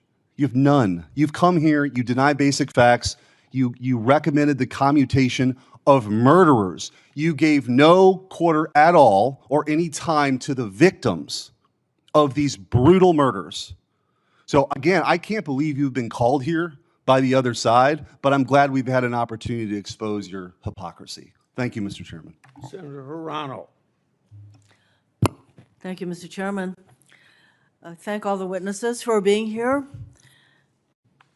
As a continuation of the confirmation process for Mr. Blanche, we are here to determine whether or not Mr. Blanche, who continues to be President Trump's lawyer and all that that implies, should be the Attorney General of the United States of America, who is supposed to be defending the Constitution, not the President. Ms. Bensky, thank you so much for being here and for all of the other Epstein victims. Mr. Blanche was asked whether he would meet with you, and because we knew that he had refused basically to meet with the victims of the Epstein crimes. And he offered apparently yesterday, and he made some excuses about it not being appropriate for him to meet with the victims directly. Why, I do not know. Understand, yeah. But he offered up a staff person, and I understand that a staff person from his office contacted you, you and others, and offered to meet with your counsel. Is that correct? Not with you directly. I am not aware of a staffer reaching out. I can ask, but we have not heard from a staffer. No, we have not heard from a staffer in the last. Okay, let's get that clarified. Did I misunderstand that? In fact, yesterday when he said, "I have a staff person here, and we can get this done today," Yeah, that they have not contacted you. they have not contacted us, no. He also said that it would not be appropriate for him to meet directly with you. So not only is his staff have they not contacted you, as he indicated yesterday, that this could all happen yesterday, he continues to make excuses, as far as I can tell, for not meeting with you, in spite of the fact that he met for hours with Ms. Maxwell. Why is it so important? Can you tell us once again, why is it so important for you and the other victims of Epstein's crimes to meet with Mr. Blanche personally? Thank you for the question. I think that if a victim comes and reports a crime in the FBI, what is the first thing that they do? They follow up. Like Law and Order SVU taught me that when I was 15 years old. The DOJ has never followed up in 30 years with any of us. There is a lot in the files right now that you should be investigating and looking into. And to my knowledge, I mean, they can answer this too, but we have never been approached by anybody on the prosecutorial side of things. So I do think like sitting down, telling our stories and explaining like the people that were in the room, right? We were witnesses of crimes. We had crimes committed to us directly. We do have a lot of information, and you would think that somebody would take that lead that's already in, like we already went to the FBI because that we wouldn't have 302s if we hadn't have gone to the FBI. It's already there, right?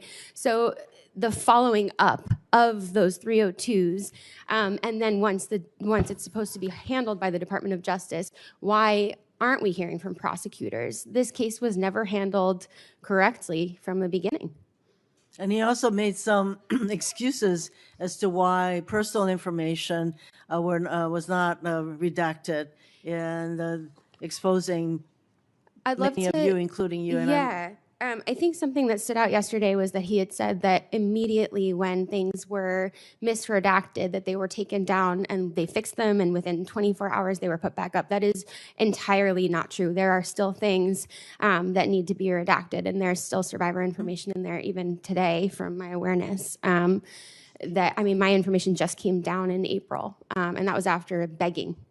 Would you say that Mr. Blanche exhibits a rather dismissive attitude toward all of you and the Epstein crimes? 1,000%, yes. Thank you. Ms. Oyer, Trump's DOJ under Todd Blanche leadership has purged career prosecutors for personal reasons for refusing to prioritize President Trump's interests over their constitutional oath. Todd Blanche has fired more than 1,200 former career DOJ employees who worked for both Republican and Democratic administrations. This doesn't even include all of the DOJ attorneys who resigned because they didn't want to be part of the kind of DOJ that Todd Blanche is creating, which is basically not a Department of Justice, but a Department of Retribution and Corruption, in my view. Ms. Oyer, what risks does this pose to our country for the kind of DOJ that Todd Blanche is running? Senator, one of DOJ's greatest strengths historically has been its non-political career workforce of experts, people who are experts in their subject matter. That is crucial to keeping all of us safe. We need people who have specialization in things like national security, prosecuting child exploitation, all manner of sophisticated crimes involving cryptocurrency. Mr. Blanche has decimated the expertise of the career workforce. The Justice Department has lost over a quarter of its attorneys under his leadership and has not been able to replace them, certainly not with experienced, knowledgeable, non-political people. I think the DOJ is very much losing its credibility. And as Mr. Ashcroft mentioned, the credibility and trust in DOJ is very important. The rule of law is very important. We have a president who does not believe the rule of law applies to him, and his attorney, Mr. Blanche, is helping the president, proceed with his basically anti-rule of law agenda. I thank everyone for testifying today. Thank you. Senator Booker. I just want to start off by saying, Ms. Oyer, I hold you in the highest esteem and respect, especially what you're doing now as a private citizen. You use a platform to educate people about the law. It is technical, but yet accessible. And the badgering you just endured, it should be completely unacceptable. You were asked to comment on things you didn't have before you. The treatment here, to me, is just outrageous, and I apologize on behalf of the United States Senate.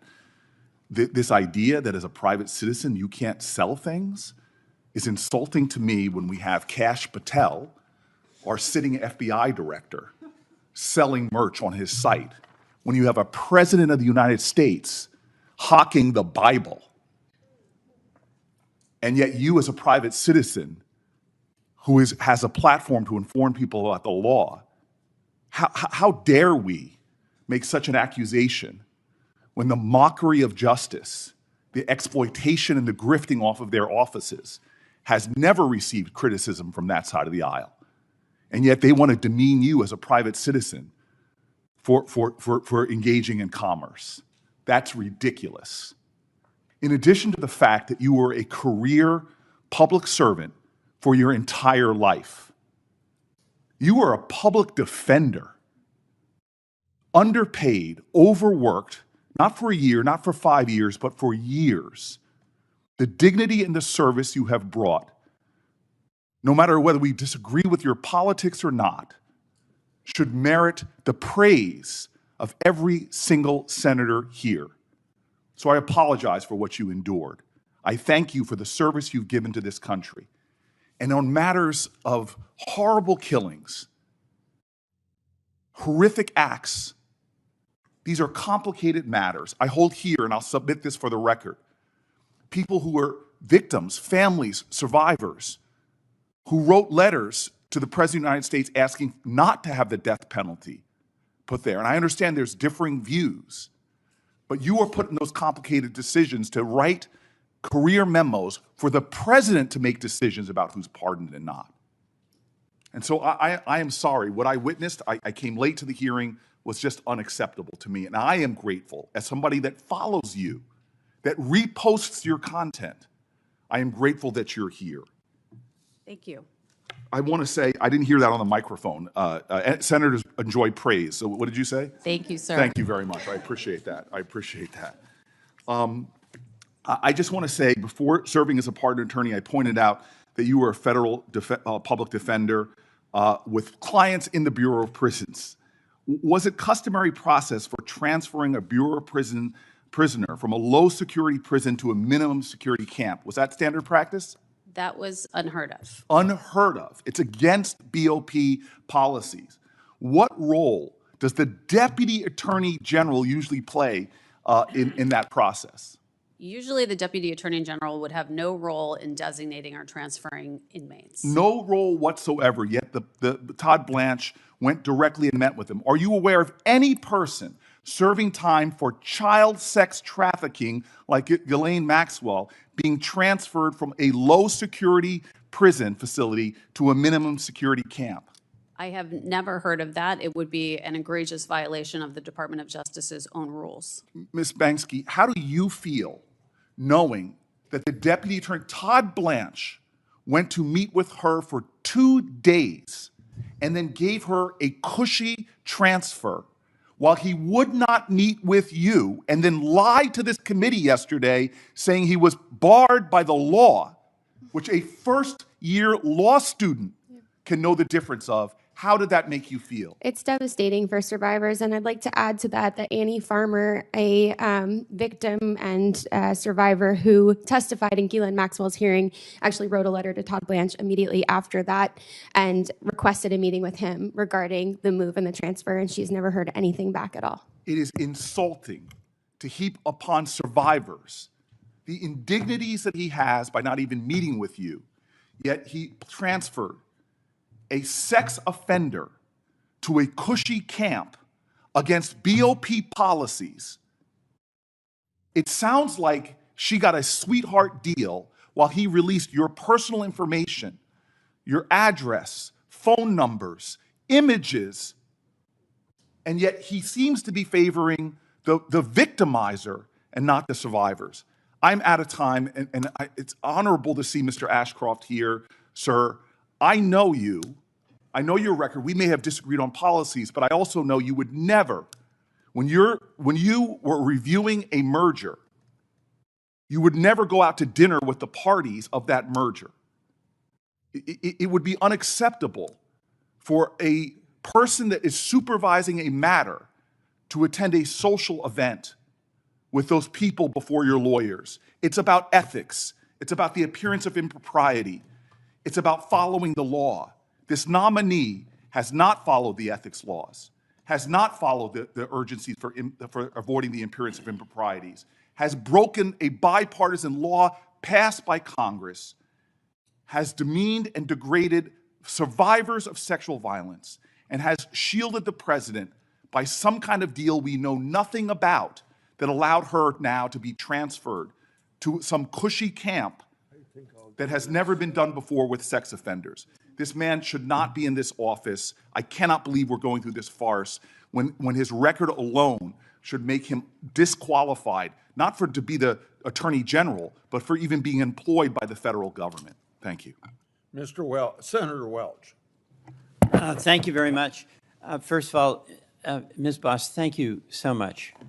And I fully support your advocacy that the Department of Justice have as a priority focusing on victims. And I also want to express to the Epstein victims my appreciation for allowing me to be with you yesterday and be so uplifted by your support for one another and all you've done to ennoble the rights of victims and the strength of victims to recover. Thank you very much.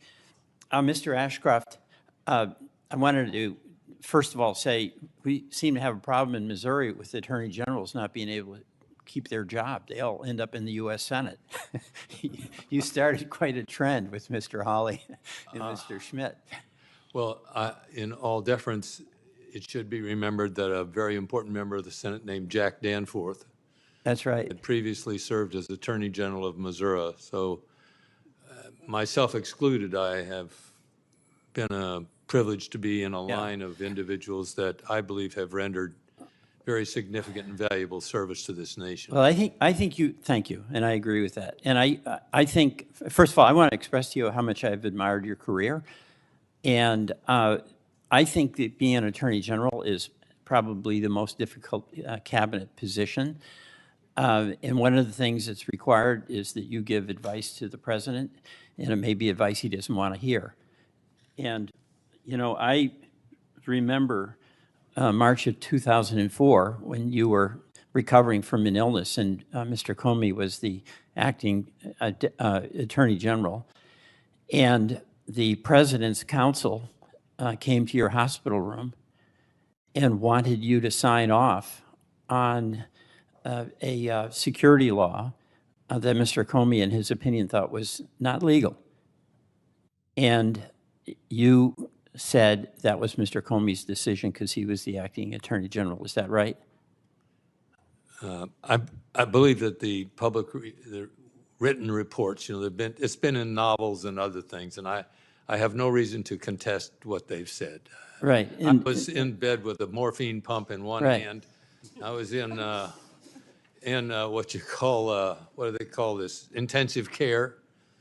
And But the bottom line here is that the President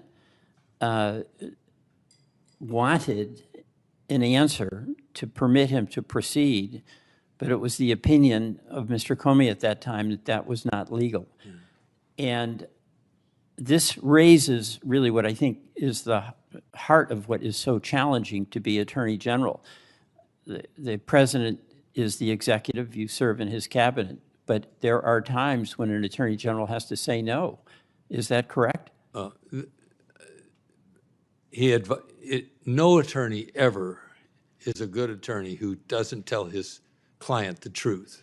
Right. And it's important that the client trusts the attorney. And I so appreciate can accept that. And so I believe that the Attorney General is sworn to the Constitution of the United States. And not to an individual. He answers to the President. He is sworn to the Constitution. That's exactly right. Now, also, when the Enron case, which was an explosive case, came up, you had received contributions in your political career. They were totally and completely legal. But my understanding is because of that and the appearance of a potential conflict, you recused yourself from that case, correct? I wish I remembered things, especially things you say are favorable about what I've done. but it's over 2 decades ago that I did a lot of What you these did, Mr. Ashcroft, is what needs to be done. You said it. It's the Constitution who's your client. It's the American people who are ultimately your client. And you have to give that direct and candid advice to the executive, who is the President. So that's my question about Mr. Blanche. It's not his competence. It's not that he's got an ongoing relationship. But could you imagine serving as Attorney General and having President Bush come to you and say, by the way, who paid you $9 million before you got to be Attorney General to represent him in criminal actions, okay? This is, it's astonishing, right? But then he said, I've got an idea. We're going to sue the federal government for $10 billion, and you're going to represent the IRS, and then why don't you work out a settlement where there's a $1.7 billion fund that I control. Would you see anything like odd about that? I didn't have that situation. I didn't have a president that had been the subject of illegal disclosure of his activities. No, but criminal disclosure. I want to get to your judgment on this because but I swore to tell the truth, the whole truth, and nothing but the truth. That's a big challenge in an oath, and so I want to give my answer and not your answer, although I respect your question. No, but what I'm asking, you have incredible credibility, incredible character, incredible credibility is kind of almost like Senate speech. Right, but unbelievable believability. I mean, no, yes, I was in this body myself and sat on that side of the dais, but well, you wouldn't have had that reputation if you were a senator. I mean, this is because you stood up to the president. Oh yes, I would. I was honest as a senator. I have to. I confess my faults from both eras, both my legislative. I'm just going to finish. Thank you for your indulgence. But number one, when you saw that there was the appearance of a conflict, you did not continue representing the government in the Enron case. Number two, when it came to a president's demand on something of vital concern to the president, a national security law, surveillance law, where it was the opinion of your department that it was illegal, you stood up to the president and didn't cave. I respect that, and I believe that's the obligation and the burden of whoever serves as our Attorney General. Mr. Blanche does not share that. I thank you for that respect. I hope when I grow up, I live to do things right. Senator Tillis. Mr. Ashcroft, and to all the witnesses, thank you for being here. Mr. Ashcroft, I told the chairman, or I told the chairman's staff I had one question, but like John Kennedy, it has two parts. You know, my first question, Mr. Ashcroft, I mentioned yesterday that I'm disturbed with the political physics going on today. If you think about the Obama administration, they had vindictive prosecutions. President Trump came in, more or less matched up on some of it. President Biden comes in, goes a little bit further, and this administration seems to me, when we're doing 8647, we're doing indictments for that, unless there's others, an active investigation, but that's a reason to bring Mr. Comey and do a perp walk because he arranged shells 8647 on a beach in North Carolina. That's all we know right now. It just seems like, it seems to me like there's a continuing, you know, this exceptional nation we are. Americans always want to do better, get bigger, higher the next time. Am I wrong, or am I perceiving a continued escalation of prosecutions, that some of which really, because of the way that they're being adjudicated, they're not being successful? It just seems to me that we're like shooting, shoot, ready, aim on some prosecutions. And I'm not only talking about the current Trump administration. I'm going back to the Obama era. Do you agree with me that there seems to be a trend that each administration, we seem to be upping it of late? I'm not sure I could quantify any disenchantment. Okay, that's okay. I believe that's fine. I believe I think partisanship. Yeah. And no, that's okay, Mr. Ashcroft, because I'm going to live up to my promise to yield back some time. My point, I'm a management consultant. I'm not an attorney. I'm not a prosecutor. I'm not a law enforcement officer. But I deal with facts and empirical data pretty well. I guarantee you, I can give you a list of cases and a list of investigations, a list of vindictive audits. And every year, it's like from 2008 to 2012 to 2016 to 2020 and 2024, one party is going to have to actually be an adult in the room and stop it. And our members here need to stop having situational ethics where they're only opposed to it when the other party's in power. But that was not my question. Yesterday, before the hearing, and Mr. Blanche, I have a positive predisposition to, just so that everybody knows. I have not made a final decision. But Mr. Blanche said very quickly yesterday that he would meet with the victims, the Epstein victims, today, if it could be arranged. Well, right now, the markup, if you all don't know procedure here, after this hearing is done today, next week we'll hold it over. The earliest possible markup would be 2 weeks from now. And because it seemed to me that Mr. Blanche was willing to say that he would meet with them and counsel, I understand the restriction that counsel has to be present. I expect that meeting to occur before I'm willing to vote out of this committee. And I'm trying to get to yes. But this is a very important part of getting to yes. There should not be any reason why, based on what Mr. Blanche said yesterday, if he said that he would do it today, then he can certainly do it over the next 2 weeks. Thank you, Mr. Chair. I yield back. Yeah.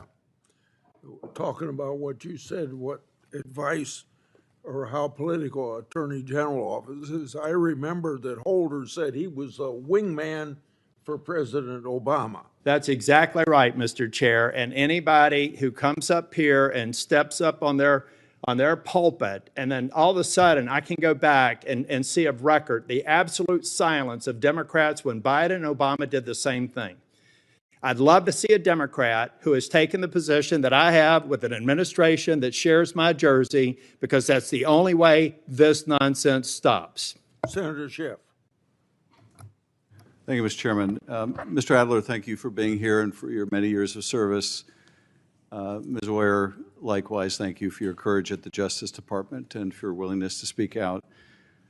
Ms. Boss, I'm just heartbroken for your loss and very much appreciate your advocacy And Ms. Bensky, thank you for your willingness to speak out and for all of the Epstein victims that are here.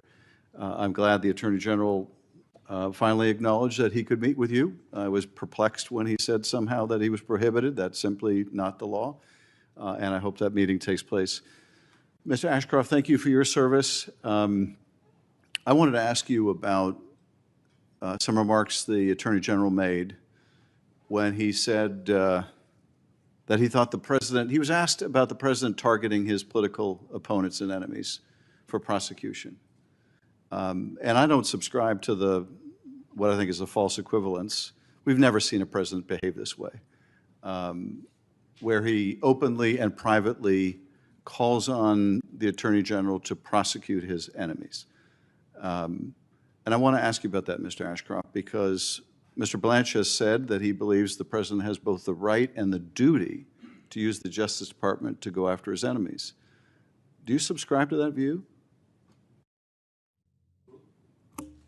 Thank you, Senator. I believe that the Attorney General of the United States has the right and responsibility to enforce the law uniformly. And if the law has been broken by the president's enemies, he has a duty. They do not become exempt from following the law merely by their enmity to the President of the United States. As a matter of fact, the people who break the law are in enmity with the people of the United States, whose expression of what is the law has been developed in this body, in the Congress of the United States. So we used to call people who break the law public enemies. Well, Mr. Attorney, And so my view is that whether a person has been a political supporter or not of the President of the United States is not the determining factor regarding prosecution. It's whether a person has violated the law, and in enforcing the law, the Attorney General is carrying out the will expressed in the Congress. Mr. Attorney General, you realize, having sat here, my time is very limited. That really isn't my question. My question is, do you think it is appropriate for the President to call on the Attorney General to prosecute one of his enemies, and acting on that, request the President for the Attorney General to do so? The President of the United States is the executive branch of the United States whose charge it is to enforce the laws of the United States. So when the President of the United States asks that the laws be enforced, I don't see that as consistent with his duties or responsibilities. If the laws were to be enforced differentially, and which one of the things that scares me about as many laws as we have, you know, someone said in order to run a police state, you only have to have one policeman, but if you have enough laws, you can go find something wrong with anybody you want. Mr. Ashcroft, So the President, I believe, his job is to have an administration which calls for the enforcement of the laws of the United States without regard to the political preferences of the people who are perpetrators or accused individuals in the system. I'm not sure that I understand your answer, except you seem to accept the premise that it is okay now for a president to call the Attorney General and ask him to prosecute his enemies. You don't seem to have a problem with that. If you do have a problem with that, please say so.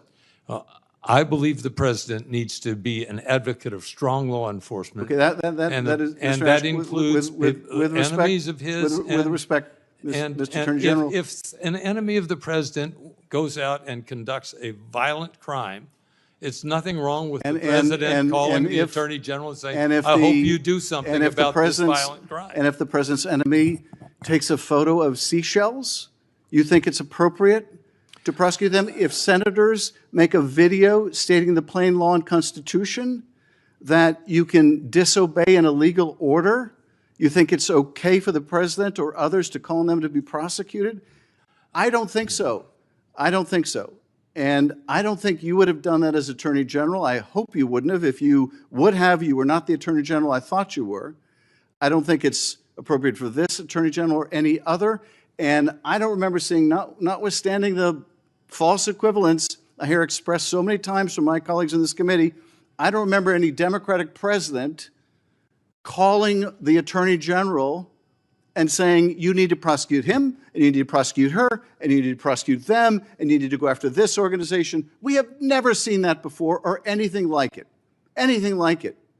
And generic statements, oh, they all do it, is simply not the case. And by making that argument, it just further erodes the wall of independence that I'm sure, Attorney General, you remember after Watergate, when because of the abuses of President Nixon, there was an effort to make the Justice Department independent from the White House, not completely independent in the sense that the president couldn't set general priorities. I want you to emphasize these cases and these cases, whether it's immigration cases or drug cases.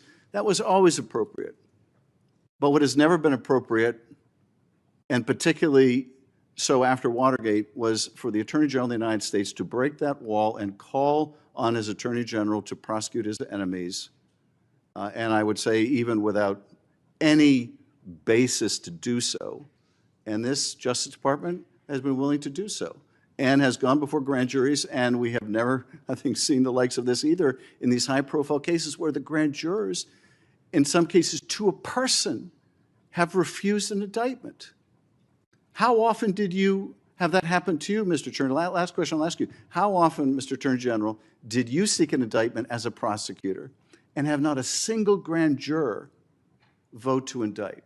Did that ever happen to you? I don't know. I just don't know. I thank you, Mr. Chairman. Senator Brett. Thank you, Mr. Chairman.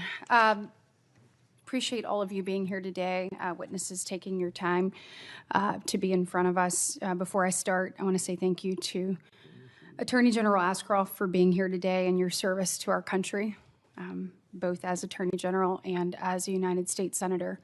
And also thank you for your kind words about Senator Graham. Really appreciate it. Mrs. Boss, thank you for sharing your story, reliving the worst day in your life, being willing to tell your story so that people hear it. Really appreciate it, and I'm so sorry for your loss. We're going to talk a little bit in a second about people needing to meet with survivors, which I completely agree with, and victims. Let me ask you a question. Do you think that when someone is killed at the hands of an illegal alien, that their representation in Congress, senator, congressman, should meet with that family? Absolutely. Of course. It's my understanding that there are many angel families that cannot get meetings with their senators. Have you heard that? Absolutely. It happens all the time. As a matter of fact, the lovely and kind words from Senator Durbin, I am his constituent. This is the first time I've ever spoken with him. I haven't spoken with him. He spoke to me. Well, I hope, and I'm sure that, I heard actually the ranking member yesterday talk about the need for the Attorney General to meet with victims, which I support. And I certainly am hopeful that he will, and others, will meet with you. Yes. So, Sheridan Gorman and other names need to be said. And I think the accountability that we have in this room for other people, we should be able to have it for this body as well. So I certainly hope that you get your face-to-face meeting that you deserve. I would hope so. We've had several laws introduced, legislation introduced in this last session that have been completely ignored. And there hasn't been any way to really get in and talk to anybody, especially those who are opposed to those legislations for whatever reason. Well, thank you so much for elevating your voice. Ms. Bazinski, am I saying that right? It's Bensky, yeah. Okay, gosh, I'm gonna have to try. I am so sorry for everything that you've been through, and thank you for your courage, for being here today and being able to elevate your voice. I completely support your quest to be able to be heard, to obviously for victims to be protected, and for us to pursue every lead possible. And, you know, I do believe after my conversations with the Assistant Attorney General that he is going to pursue those. Let me ask you this. Were you asked in the previous administration, did you ever have an opportunity to sit down with the then Attorney General Merrick Garland? We did not, but there were active investigations going on because of Ghislaine Maxwell's hearing. So, but did you ever have a face-to-face with him? No. No. Did y'all request a face-to-face?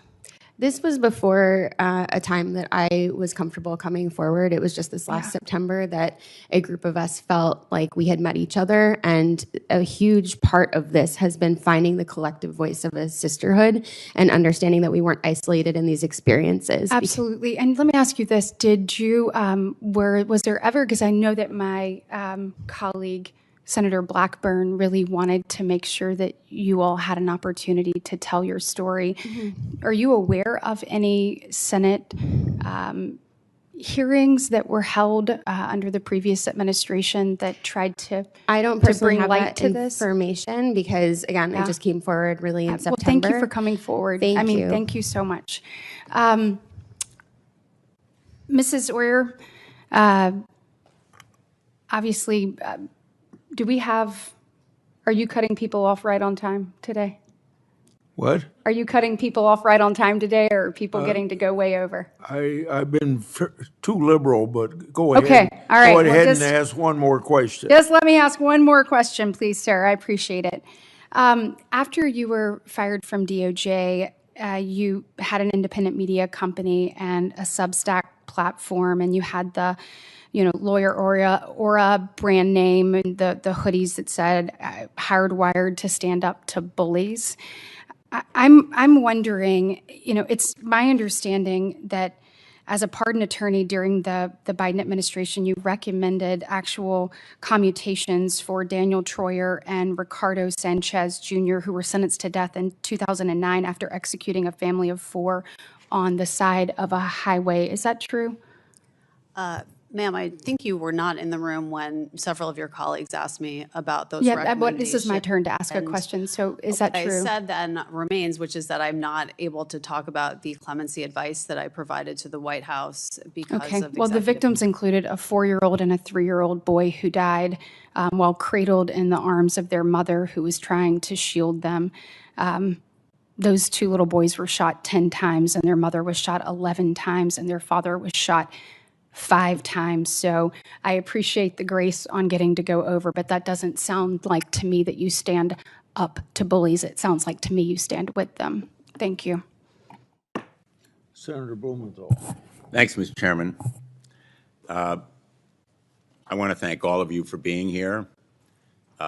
This day of the hearings often gets less attention, but it is very important to us, and you are performing a very important service.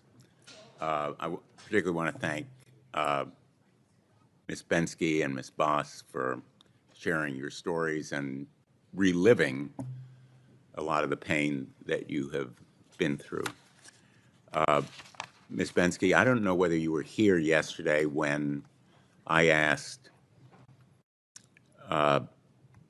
Acting Attorney General Blanche to apologize. And I'd just be interested in your reaction to his response. Yeah, I think it was the most that we've gotten from him. And that was a moment where there was a touch of humanity to say that we do understand that there was, in fact, failure here, because he's been on the record multiple times saying that nothing was mishandled. And as a survivor who literally saw nude images of friends and had my own information exposed all over the place, to tell the world that this had not been mishandled was just so absolutely egregious. Like anybody from here to Mars, and no matter what political affiliation you're with, can see that like your government should not be, sending out nude photos of you, obviously. Yeah, thank you. Thank you. Very well said. Let me ask you a general question. And you don't have to give me an exhaustive answer today, and I know there are others in the room who may want to answer this question as well, but what should we demand of the Department of Justice to make things right, to make things better? Yeah. We've always just been looking for accountability and for this case to be handled correctly, because even from the very start of this case, we have not seen it handled the way anybody would normally prosecute something. So we are looking to get to the bottom of why our perpetrators were never held to account. How does the largest sex trafficking ring in this country exist when only 2 people have been found even remotely? I mean, Epstein's dead, but Maxwell is the only one who has been held to any sort of account, and she's in a lower, a lower security penitentiary at this point. So, I think we are owed answers, and we are owed, justice. For us, we get that question a lot of what does justice look like? I think, yes, the culture shift is part of it, but really, like, having your government stand up for you and stand up for what's right. And, there's a chilling effect that it sends to survivors everywhere when their government is outing their personal information. Other survivors are not going to want to come forward, right? And so we need to make sure that we are getting all the information with these cases. So I think we really just hope that the government will take it seriously and start investigations. Accountability. Accountability, yeah, always. And I think a working hypothesis here is that accountability is difficult when rich and powerful people are potentially... It's always been the vulnerable versus power for this case, for most sex trafficking cases, or all sex trafficking cases, really. And it is about how the powerful consistently exploit the vulnerable. And that is what we see a lot. I mean, I have a 6-year-old son, and I teach him that accountability matters every single day. And I hold him to account. Why can't we hold our government to account?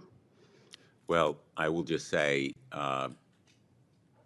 your voice and face has been a very powerful antidote to the wealth and power that may be brought to bear here. And I hope that this forum will encourage you and others to come forward as you've done so courageously.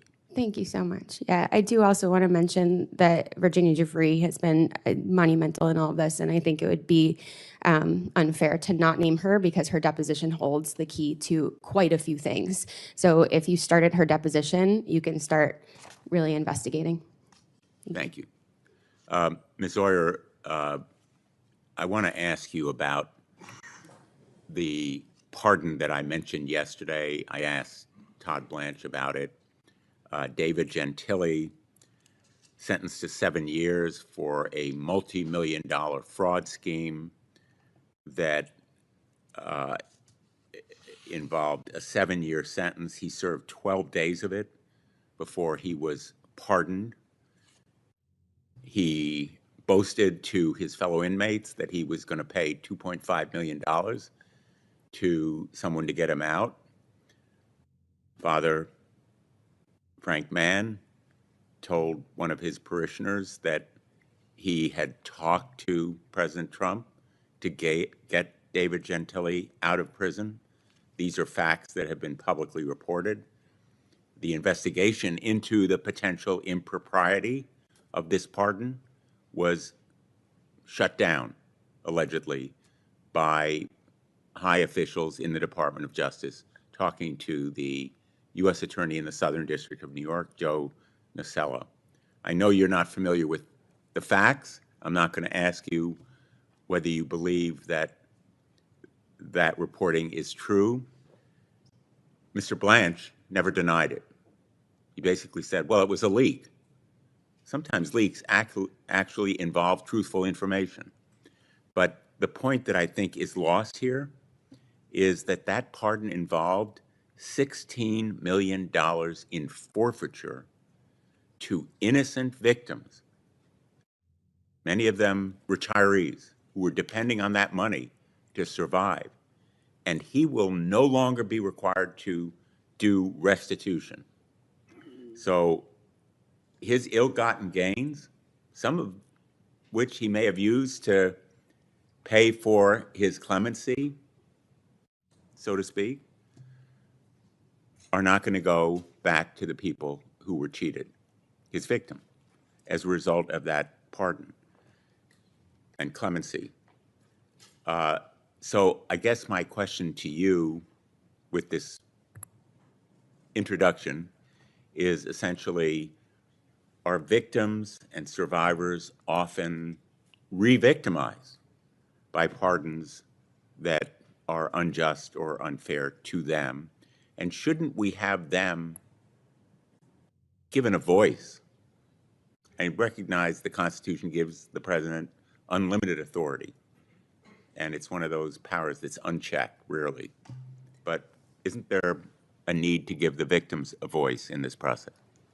Yes, Senator. The millions of dollars that Mr. Gentile stole from his investors, unfortunately, are a drop in the bucket of the restitution that victims have been deprived of as a result of President Trump's pardons. He has forgiven over $1 billion in restitution that is owed to victims of fraud, as well as money that is owed to taxpayers by people who committed white-collar crimes and who have served, in many cases, none of their sentence and repaid none of their money. That is not consistent with the regulations that the Justice Department has in place for evaluating applications for pardons. The Justice Department historically has looked to see that people have repaid their debts before recommending clemency, but this president is using clemency in a strategic, transactional way to forgive huge amounts of debts owed to taxpayers and crime victims. Senator Durbin. Mr. Chairman, in closing here, I would like to make a couple points. Please do. First, I understand that the senator from Alabama mentioned my name while I stepped out. Ms. Boss, anxious to meet with you. I hope we can do it soon, maybe even right after this, because I know it was a hardship for you to make this journey here to testify from Illinois, and I don't want you to have to wait to see me. I want to meet with you now, and we can talk as soon as this meeting adjourns, if it's okay with you. If it fits in your schedule. Let me say a word about Ms. Oyer. I'm glad that the senator from New Jersey said what he did about you.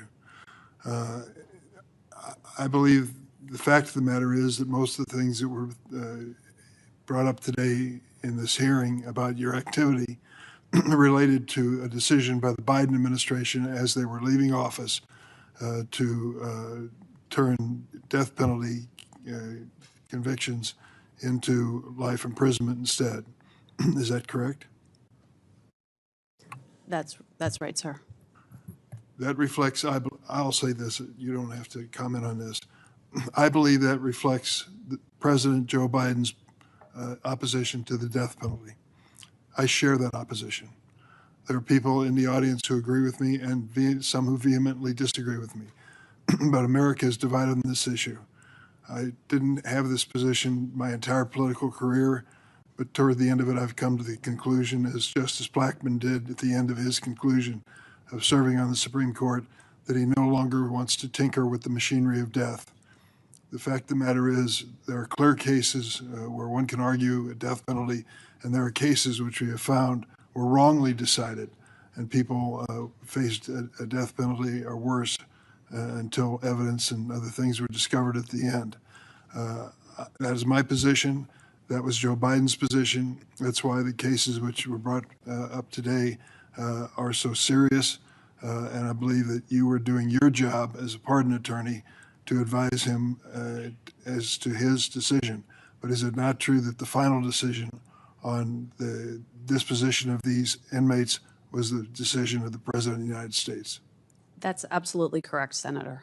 So if you want to take exception to Joe Biden and his position, be my guest. But to blame you for those, I think, goes beyond your responsibility as pardon attorney. And I would just say I know the controversy behind this issue, but I feel that that's what led him to his conclusion. Ms. Binsky, thank you for bringing your friends with you today. It is great to see them, and I hope that what you heard from Senator Tillis is a promising possibility that he said he would not, I hope I'm saying this correctly, he wouldn't vote to confirm this nomination until there's been an actual meeting. That would be a dramatic work of progress for us to reach that point. And because you had the courage to stand up, not only you, but your friends, we have achieved that, I believe. I hope that's the fact. Thank you, Mr. Chairman. Yeah. Thanks to all of our witnesses for being here today. and for traveling the long distances some of you have had to go. We're grateful that you did it.